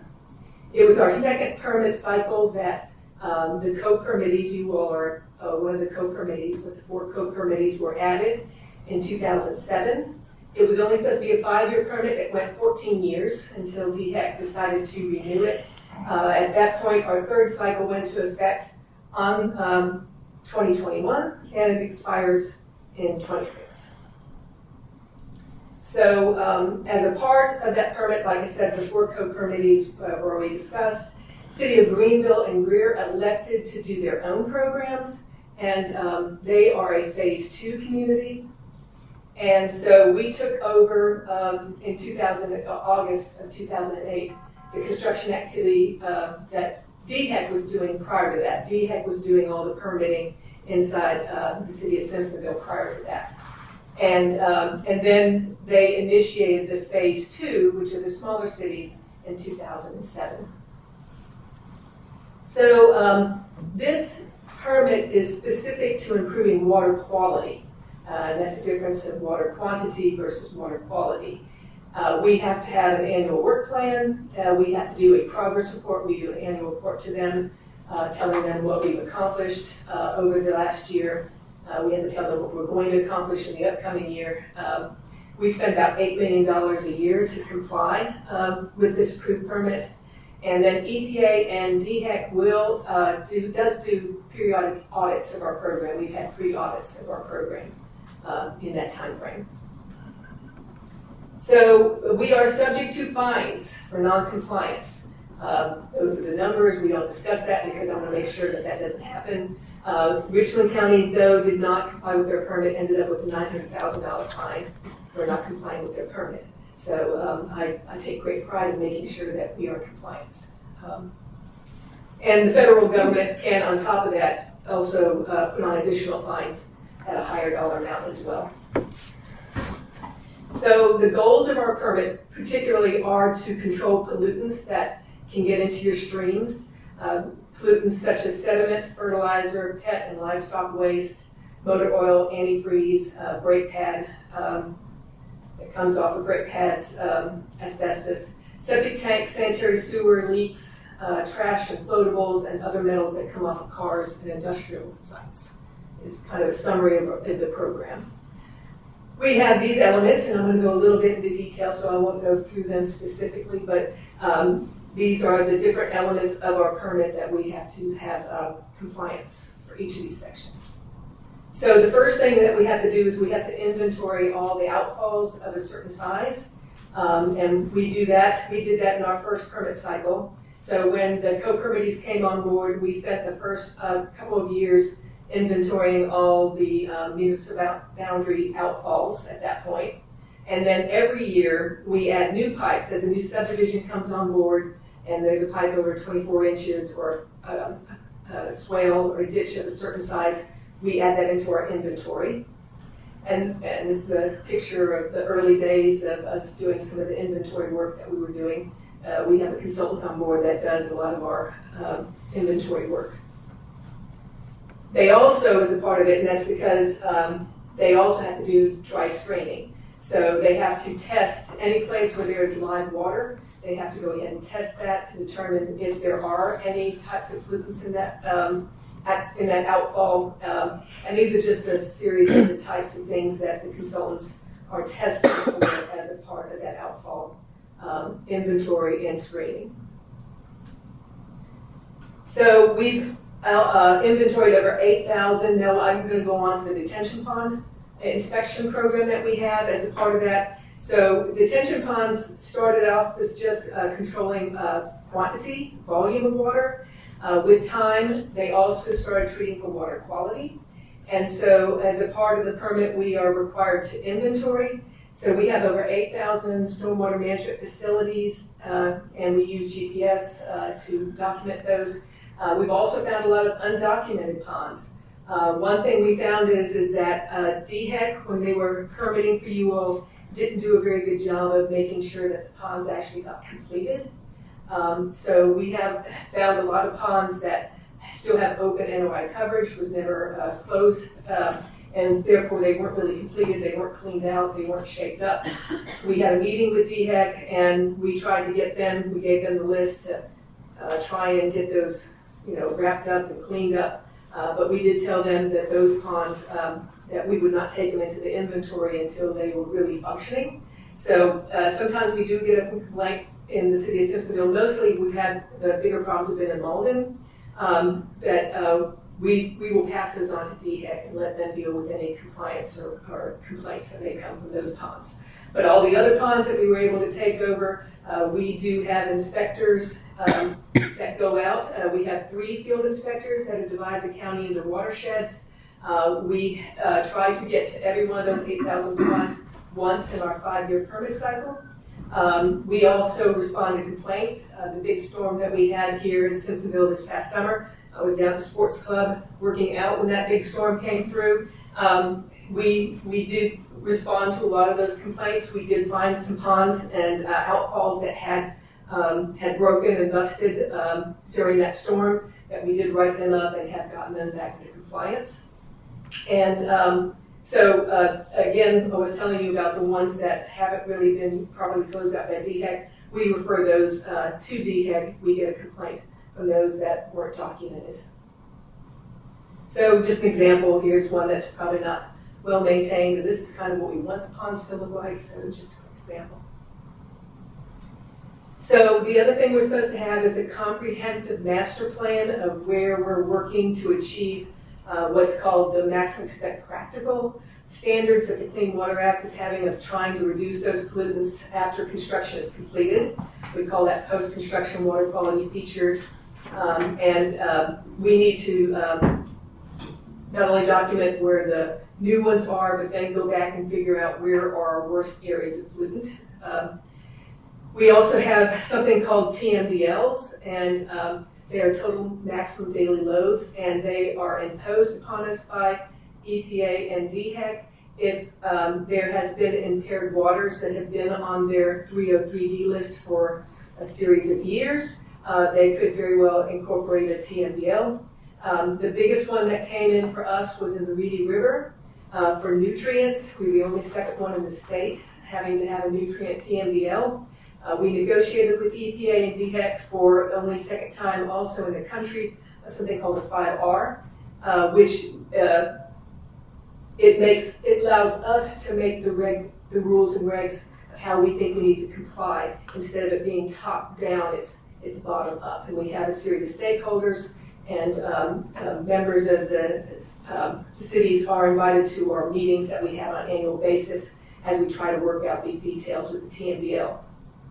For the specific one that drains to through the Reedy River, which a portion of Simpsonville drains to, Boyd Mill Pond in Lawrence County, and the Reedy River branch of the Lake Greenwood are the impaired water bodies. They're saying all of the runoff from Greenville County is polluting Lake Greenwood.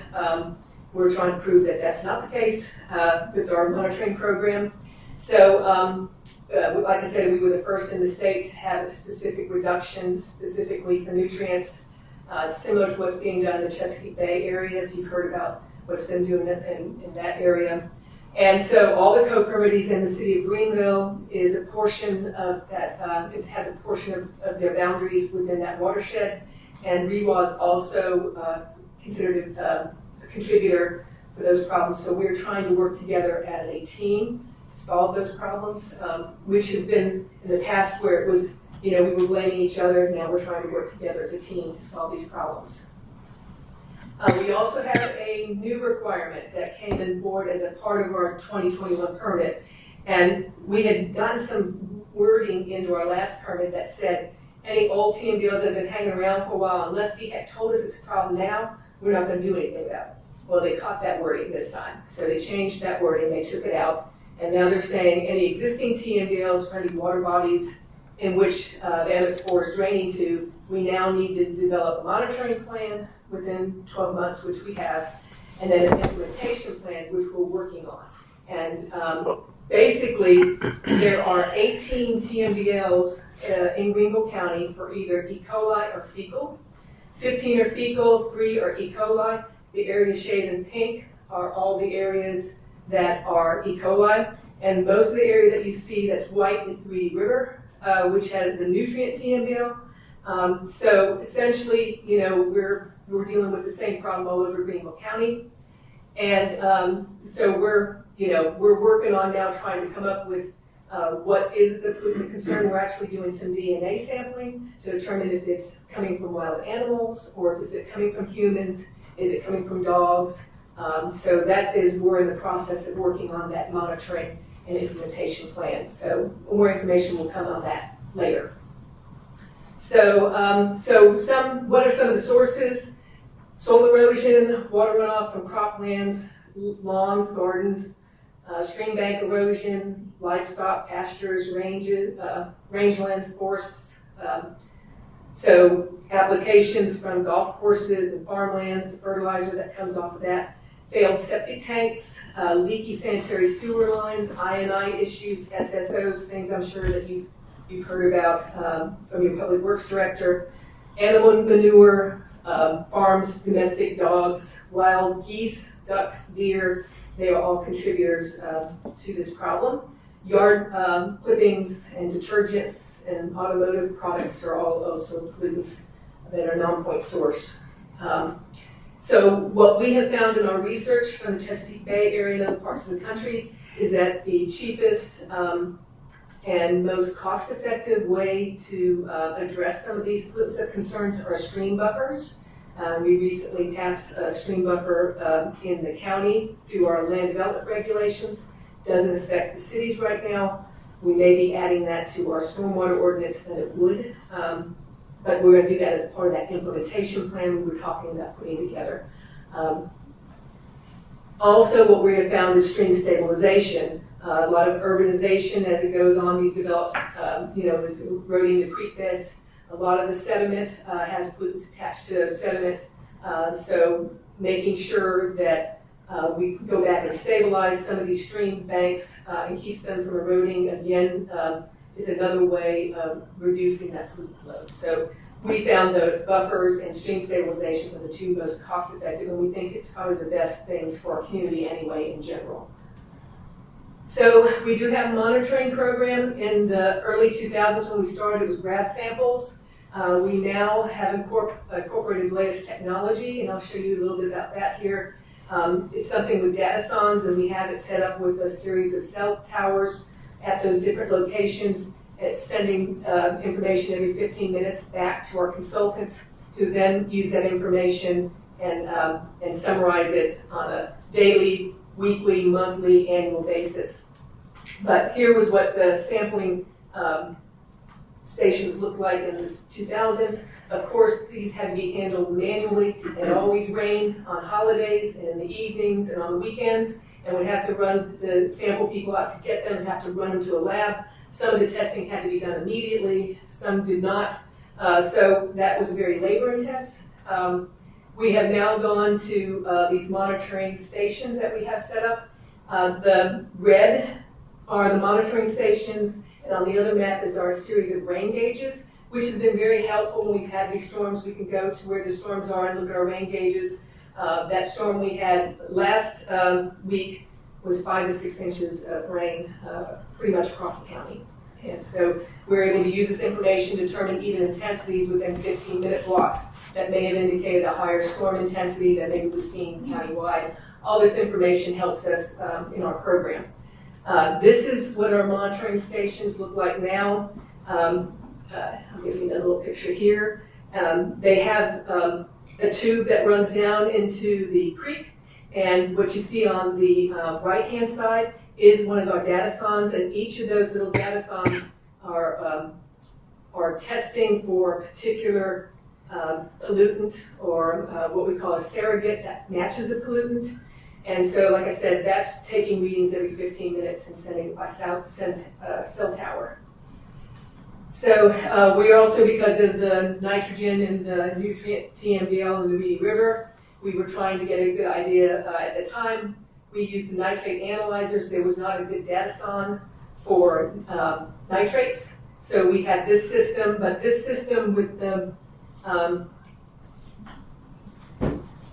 it almost looks like an IV tube, but it would freeze, so we couldn't use it year-round.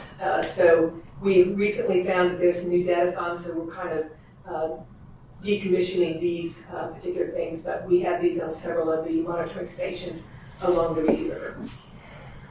So one of the things we're required to do then is to prioritize our watersheds. We did that by doing event mean concentrations for that sampling for different places in the county. And as you can probably see, well, we'll go here. So we used all these criteria to determine where was our worst problems, and we looked at the entire county. And what we found is we have it shaded by reds. And so our worst problems, I think you can imagine, are above the city of Greenville, in the older areas of town, above Unity Park is where our biggest problem is. But our second problems are in the orange area, of which this basically, some of that lower orange area is the city of Simpsonville. So there are a couple of tributaries that do have some indication of some problems. So we're just working our way through those problem watersheds. Greenville County has a buyout program that we were doing a lot of subdivisions that were built prior to floodplain FEMA maps.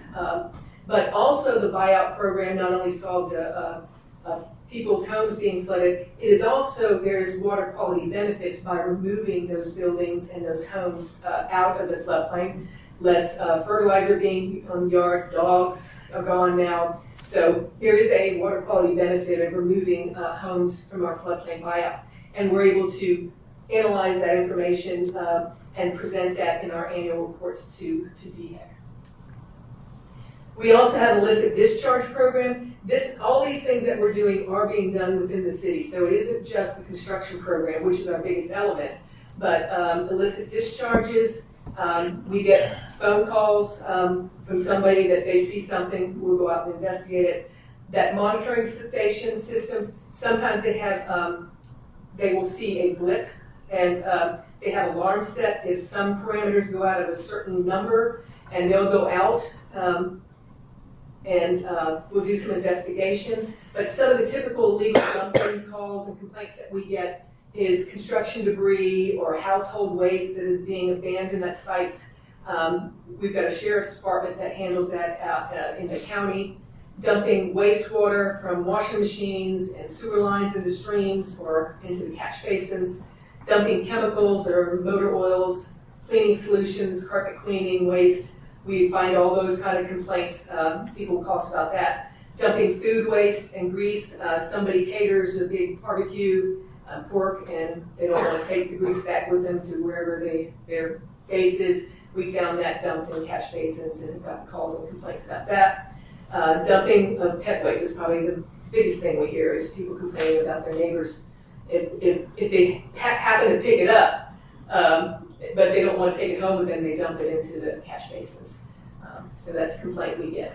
But as I was saying, with our monitoring stations, we do have some alarms set up. So if we do see a spike and we get that alarm set off, they will take a handheld data sonde out and try and track that pollutant up to an actual source. And we also are doing sub-watershed illicit discharge investigations. We're picking the oldest areas of town, and there's about 2 to 4 square mile area, and we're just trying to take the most developed parts of the county and go through them. And we're trying to find locations where there is leaky sanitary sewer lines. We can see evidence of that. We report those to whoever's responsible for the sewer lines. We find evidence of people dumping things in the creek, and we'll take that up with our illicit discharge. So we're doing that. We're methodically going through the county watershed by watershed to investigate illicit discharges. We also did some float mapping. We got one of the consultants on a kayak with a data sonde, and they went up and down over a 5-day period the entire Reedy River. And we did find some illicit discharge. They were inside the city of Greenville, so we reported it to them for them to work towards eliminating that. We have an industrial runoff program. We're required to go and look at industries and make sure that they aren't dumping anything directly into the creeks and streams as well. We do about 30 inspections a year. There's 155 industrial NOIs, and we have 66 that are supposed to be non-exposure. However, during our investigations, we found a lot of no exposures actually had stuff out in a parking lot that were exposed and could have had a runoff problem as well. So we write those up. DHEC is officially the enforcer of the industrial program. we consider ourselves the eyes and ears for DHEC because they are rather understaffed. And it's a part of our permit to do that. So when we send out questionnaires. If we don't get a good response back or we don't get one back, that would be on our list to go inspect that year. New facilities, we go inspect. If we haven't done a previous inspection, those are how we pick our 30. Also, there's a roadway management section where we're all required, as we do work in the road right away, that we're making sure that we're minimizing any impacts that we might be contributing to our work crews. And so there's a whole lot of wording in our permit on that as well. So, the typical things when we're doing roadside ditching, making sure that we get it reestablished and seeded, that we're our own staff and putting up silt fence and doing things that we ask private contractors to do, that we're doing that as well. We're also working now towards more doing what we call low impact development or green infrastructure, where these devices that you see that can be pretty and can look like landscaping is also treating for water quality before it gets into the catch basin system. And so one thing that Wolford also does, and they have just completed their series of going and inspecting the Co-Permittee's public works buildings and for any potential violations. So as a part of that, we developed what's called a SWIP, and each of the public works facilities is supposed to have that SWIP available, that if DHEC was to walk in the door, that they would want to see that SWIP. They have logs in there that we're supposed to be logging our inspections, that if you have a spill, that you're supposed to show the proper spill response, that making sure that material is covered or inside a building, again, same thing like an industry, that you don't have that out in the open, that rain could be exposed to it and wash it away. So we put those SWIPs together. We've done training with staff, and I think I'll go into that a little bit here. So yes, we've had live training. We've had that available to all the co-permittees along with our own staff. We've also put together a training video that we are hoping the co-permittees and our own staff is showing with new staff members as they come on board as a part of the orientation. But it's basically how do you maintain the roads, spill response, making sure you have the proper erosion control measures up. How do you operate around convenience centers or fueling stations if you have a spill, what you're supposed to do. Automobile and vehicle maintenance areas, making sure that the proper disposal of oils and greases and things are used as a part of that. Parks and landscaping, how are you using herbicides and pesticides if you're using those. And sanitary sewer system, are you maintaining your sewer lines and dealing with appropriate SSOs and working towards eliminating those. So the construction and post-construction site runoff is probably the thing you're most familiar with that we do for you, and that is the oversight of permitting the sites and then inspecting the construction activities. We've been delegated by DHEC for the 72300, which is the quantity control, peak rate attenuation. That's what DHEC was doing for you before. So we're also responsible and required to enforce DHEC's 2021 general construction permit requirements for construction activities. We've incorporated their requirements into our requirements. And then under Cycle 2 MOU, we also enforce any stormwater requirements that you all may have that are higher standard than what DHEC has. Malden has a 100-year stormwater requirement inside the city of Malden, so we enforce that for them. We have a Co-Permittee compliance manual that we've had training with on the people in the building codes department on how we work together, and we have bought Bluebeam, which is a computer software program that allows us to do plan review comments for all the co-permittees, and we send the plans electronically. They provide the comments as well, go back to us, we include them. We include your building codes and planning staff in our PSMs when there's one in the city, so that your staff also has input into the plans that are going to be presented to us. And we do not approve a plan until we've had the city staff sign off on those plans as well for the zoning and floodplain. and any of your planning requirements that you have as well. But we have 7 inspectors, we have 4 plan reviewers, we have 1 permit coordinator, and we have 1 complaint inspector who handles, so this is the biggest part of our program, that handles construction in the areas that we talked about. So, we look at erosion, sediment prevention, kind of stuff. So again, the Clean Water Act has very stiff penalties for people who are disturbing areas without proper permitting. And if we don't do a good job of ensuring compliance, then there's stiff penalties against us if we're not ensuring compliance with those federal and state laws. So again, that's part of that auditing that they do. So we do try to work very closely together with municipal building code inspectors to make sure that we're in compliance with all those requirements. So, this is an example. In the old days, EPA came in the site above Greer and put a major violation on the sites. So they can if they don't feel I'm doing a good job and they get a complaint, DHEC can get a complaint, EPA can get a complaint. If they come in and find violations, they themselves will go and put the violation on the site and then bring them into consent order. And that's just some of the things that they found, some of the national builders that they put some major runoff violations on. So we also provide public education and involvement. Mainly it's done by Soil and Water. Greenville County's Land Development Division, we train the specific users, the engineers, the surveyors, but Soil and Water provides the training element that goes out to the general public. We have staff members that are assigned just to this activity alone. And that's just a series of things that they handle. They do teacher stormwater education. They go into the schools and do student education of pollutants. They work closely with the Roper Mountain Science Center. They do, again, we do county and municipal employee training. We do designer training courses. We try to get contractors to come to training. They don't come, but we offer it. We've offered industrial operator training in the past, and the development community, we've offered training. So again, they say we're supposed to provide this and types of outreach. That's the wording specifically for the permit. But again, usually it's on the things of used motor oil and household hazardous waste. How do you handle that?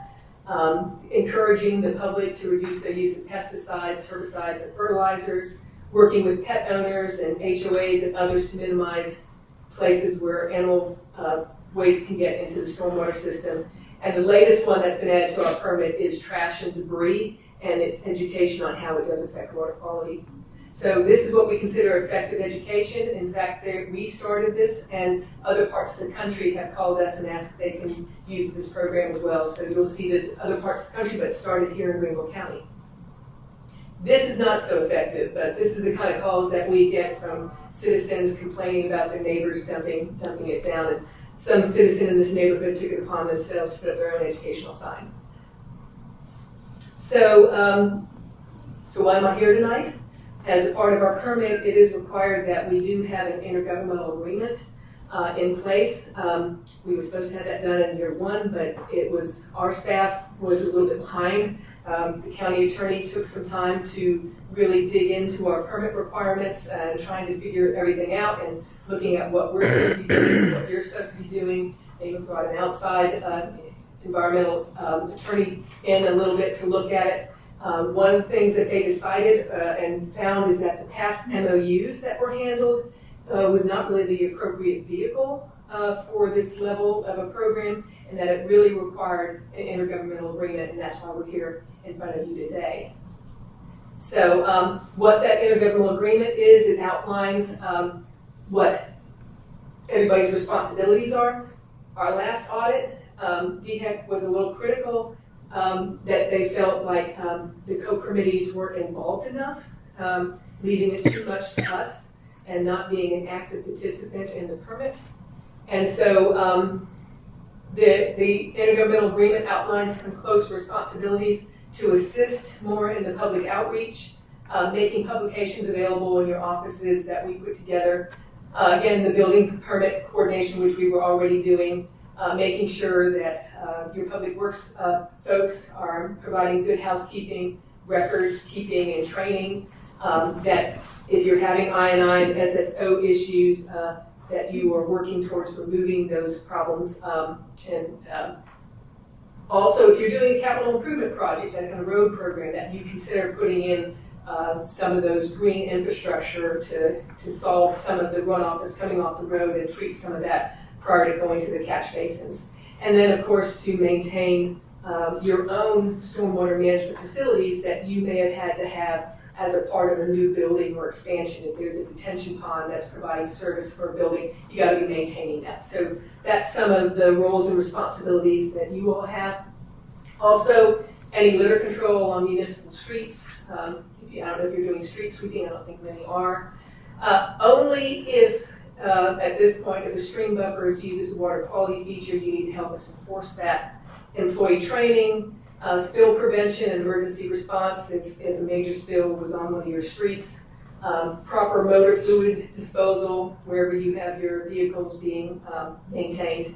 And that if you have staff that is handling herbicides and pesticides, that they are properly licensed. And that is it. So the program is a lot more than just the construction program that we are handling for you. Thank you, Ms. Wortkoetter. Motion is in order. Councilmember Roche. Mayor, I move that council approve the Greenville County Intergovernmental Agreement as presented. Second. I have a motion from Councilmember Roche with a second from Councilmember Root. Discussion? I just have a question. Councilmember I know you talked a lot about quality, quantity, maybe this kind of ties together, but where do you stand on existing storm drain facility systems that are currently undersized to handle stormwater runoff that actually impacts the neighborhoods and creates retention ponds on their own, and that they also run over top the additional water systems run over top of sewer systems, which you probably know sewer generally follows the creeks because they all go downhill. Right. So if we have an undersized system that can create problems, what is your position on that? Well, our position is that that those were a lot of our existing problems that were there prior to the Greenville County taking over the program and looking at for as far as new development goes. If the problem is already existing there, Greenville County does not step in and do any quantity size upgrades. I think that has been discussed in the past with both Isha and Paula in the past. You have the opportunity, if you would like to go into that type of program, to add on to the stormwater utility fee and to be able to do some of those upgrades. Now, so, that is one option that you have, is to go in that direction. But we will make sure that any sites that are being constructed to the current standards. But we would not go in and look at upgrading anything in the city of Simpsonville just for a quantity issue. Even if it's causing a quality problem? Now, that is the only thing, is if we do have it where there is a great deal of erosion and it's in our priority areas that we're working towards, we will start doing those stream stabilization projects that we were talking about, but we would not upgrade a culvert as a part of that. We would just do the stream stabilization. And like I said, our priority right now has been in the areas on the west side of town that drain towards Unity Park. We are also looking at an area that is near Malden that has some severe erosion that we're looking at to do as a part of our stream stabilization. But generally at this point in time, if that was an existing problem that was there. Also at one point, the attorney that represented the cities did not want to get into the business of off right-of-way drainage assistance. But since we've had some of these larger storms, I don't know if you all have been maybe stopping to think. We have that. We have an off right-of-way drainage program that we do take some of the stormwater utility funds and use that to do other types of upgrades. But that is something that, you all can consider, but it would be an addition added on top of the fees. Now, also know the fees are very low. It's only $22 and $24 for a resident on an annual basis. There's some places in the country that are paying that monthly. So you all have the ability, if you want to come up with your own capital improvement program and add that onto the existing stormwater utility fee and be able to address some of those problems. And real quickly, how often are the floodplain maps updated and who does that? Well, it's done for the city and it's done, inside the city. I can't pull up a floodplain map on my county GIS inside the city. I can do that from the county. Yes, Now, I've seen it on the county. yeah. So I'm not sure how often. Do you know how often? Yeah, that's handled by Brian Bishop, who's the floodplain manager. He's in the building codes department. I do know what we do is that if a site ends up impacting it, you've got to prove that you're not impacting the floodplain. If you are impacting the floodplain, then you have to go through a revision process to the floodplain maps. So we're having to do that on one of the stream stabilization that we're running the numbers and it's showing that there's a change. It's going to be a good change, but because we're changing it, we're going to have to potentially go through that floodplain map revision process. But that's on new construction. Yeah. So I'm not sure how often the floodplain, with the federal government, how often they update the maps. I don't know. That's a federal. It is, and now we have, Greenville County has elected to use some of the stormwater utility fee to do a detailed study in what's considered those Z zones, those unzoned areas that are maybe rapidly developing. You want to get an elevation established, but that's something that the county has put some money into. Now there are grants available that can go towards doing some special studies that then could be used to apply for a map revision. Okay, thank you. You're welcome. All right, so Councilmember O'Rear. Yes, I guess just to kind of boil it down to simplicity for me, you make new construction comply, but we don't repair known problems. Right. That's not a part of the county's water quality program or the program that we've got together. Yeah. Okay, because the reason I think of it is because the people living in some of the areas that Councilmember Pinkerton probably referring to are probably the people that have lived here the longest and have paid into this system the longest. And most people's homes are their biggest asset. So if you live in an area with a known issue, it could damage your investment in your home. Yes, sir. While new construction folks get to just come in and have it make sure it doesn't harm them. Well, we're making sure that new construction isn't harming the existing people. That's what our role is to, when we put in the site and put the detention, we make them do a downstream analysis to make sure that what's being put in new isn't going to worsen the problem downstream or make a problem downstream. So usually, because it also happens too that it seems like, just how history built Greenville is that all the main roads were up on the ridge and all the commercial was along that ridge and then all the residential was down below it, and so it always seemed to drain commercial down into residential areas. But that's what we make sure that that new site isn't going to impact those older neighborhoods. Thanks. Councilman Hodges. You mentioned year one a moment ago. What year is that? That was in 2000.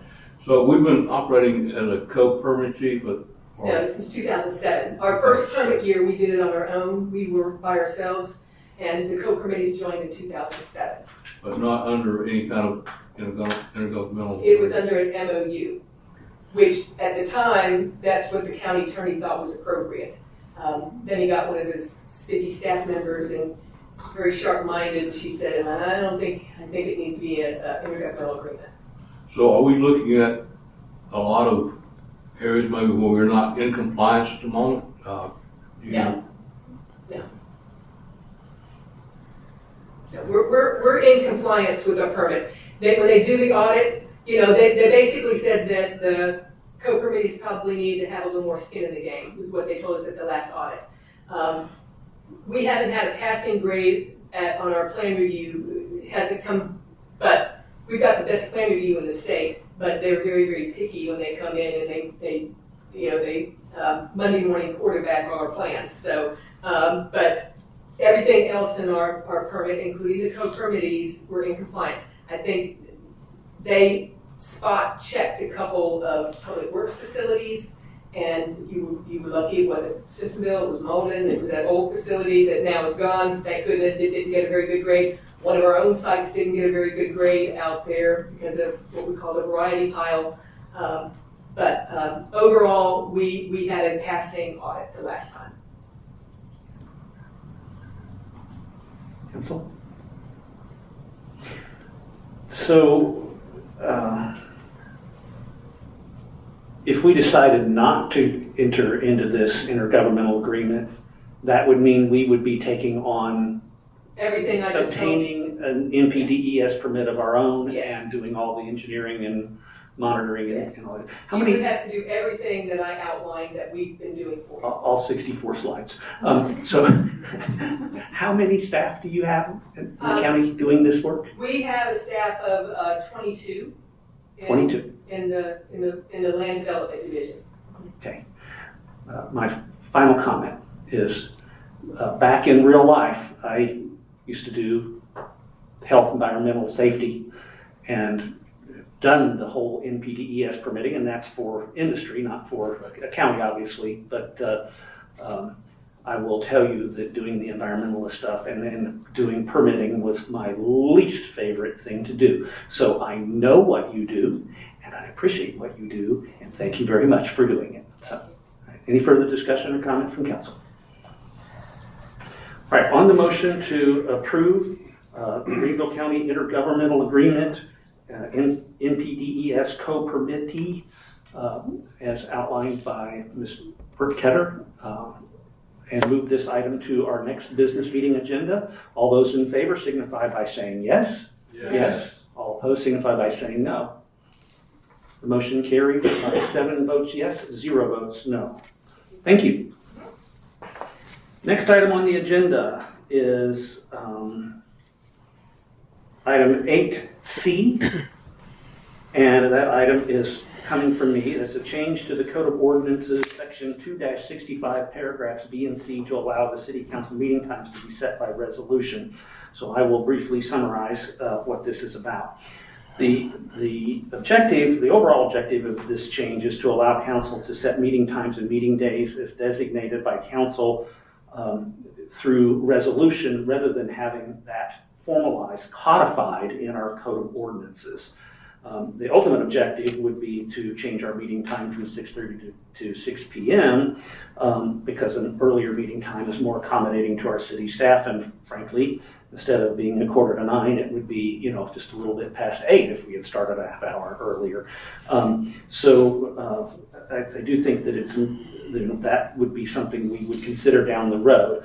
I encourage council not to debate what is the appropriate meeting start time tonight, because we do have it codified in the ordinances, and in order to change our meeting time, we have to go through committee of the whole, first reading, second reading, a process that takes 2.5 months. So the first time we would be able to consider changing the meeting time under this proposal would be in March. So if it appears we're going to pass this at the time that second reading comes up, I will put an item on the agenda to pass a resolution to change the meeting time, and then we can discuss that meeting time then. The other piece that's really problematic, what happened is I suggested that we should meet at 6 o'clock for our last meeting, and Councilmember Pinkerton rightly pointed out, wait a minute, this is set by code. And being a new council member, being a good new council member, he read the code and went, but that's not going to work. So I'm glad he caught that. That was because of the 6 versus 6:30 thing. But we had also, the administrator and I had discussed moving the place of our meeting for the December meeting to the Senior and Activity Center at the congregate dining hall, the new congregate dining hall, and decided not to because we had full council chambers for an item that we needed the room here, so we couldn't move it. But if we had moved it informally, we would have actually been in violation of the ordinance. So it's problematic from that standpoint. The way the code currently reads, it says council can amend, council may alter the schedule of meetings, particularly when a regular meeting falls on a legal holiday or if weather or other conditions make it hazardous for council members and the public to attend a meeting. Well, for council to do something, council must have a public meeting with 24 hours of public notice, and it's not something that is a nimble way of dealing with a weather event or some other, we have a water line break here in City Hall, we need to meet someplace else. When I researched this and saw that Malden, they don't specify where they meet or the times or the days they meet, Fountain Inn's the same way, I suggested proposed wording that would be wording that says that we meet at least once in every month, which is the minimum that we are allowed to meet under state law. I'm not suggesting that we stop meeting twice a month except for November, December. I think we keep the same schedule we have. And doesn't specify the place and doesn't specify the time and allows us to set that by resolution. And then would also give me the authority as the mayor to prudently alter the place or the time of a meeting if we have an emergency, weather, conflict with a holiday, or some other very compelling reason why we would need to do that. Of course, that does not change the requirement under state law that we have 24 hours of notice to the members of council and members of the public. So with that, I am going to move that we change the Code of Ordinances section 2-65, paragraphs B and C to allow city council meeting times to be set by resolution. Second. I have a motion from Mayor Shewmaker and a second from Council Member Hutchings. You've heard my discussion. Any other discussion from council? Real quick, Councilmember Over. the reason because in the previous verbiage, it didn't mention or any other compelling reason. Just wanted to figure why did you might want to add that to that? So the way it's spelled out now is it says for weather or conflict with a legal holiday. If we, for example, if we knew when we get into the new city hall, the Art Center auditorium will be very close. If we had a very large attendance, we could we need to meet in a larger venue. Or the thing where we would have liked to, we were anticipating that our December meeting was going to be a very light agenda and we were going to have a reception for our outgoing council members. We were just going to move the meeting to, and of course with public notice, but that would be a compelling reason. Not that the mayor wants to, this time we're going to meet over here, next time it's down at Heritage Park, and we're not going to do that. All right, thank you. Any further discussion? Councilmember Roche? I personally like the current wording of the ordinance because it serves the people. The way that we're changing it feels more like it serves us. I like the wording that establishes the day, the time, the number of times, and the fact that council may alter the schedule of meetings, particularly when a regular meeting falls on a legal holiday, or if weather or other conditions make it hazardous for council members and the public to attend a meeting. That definitely came in play during COVID when we decided to have our meetings online for safety. My issue with the wording that's proposed is that it says the mayor may alter the schedule of meetings, and this is not personal at all, but you won't always be the mayor. And so, somebody else might come along behind you and not have the goodwill that you have in interpreting this. I can see how this could be skewed for personal reasons. What we need to be very, very careful of is never moving a meeting and the public not know, well, where are we meeting this time, or what time are we meeting this time? The current wording definitely serves the public. It spells it out completely. And the current wording gives the council the authority to alter the schedule of the meetings. Now, how that's accomplished, I don't know, since we have to, as you pointed out, we have to have a full meeting to discuss that. So we'd have to have a special meeting in order to alter the schedule of the meetings, and then get that out there 24 hours in advance as to where and what time and what date. So that's a little precarious, but I do like the fact that the council may alter the meetings. We do have a strong council, weak mayor form of government, and I think that the ordinance should reflect that. So I'd be more in favor of it if the proposed wording included the council may alter the schedule of the meetings in whatever changes that we make. That's all. Any further discussion?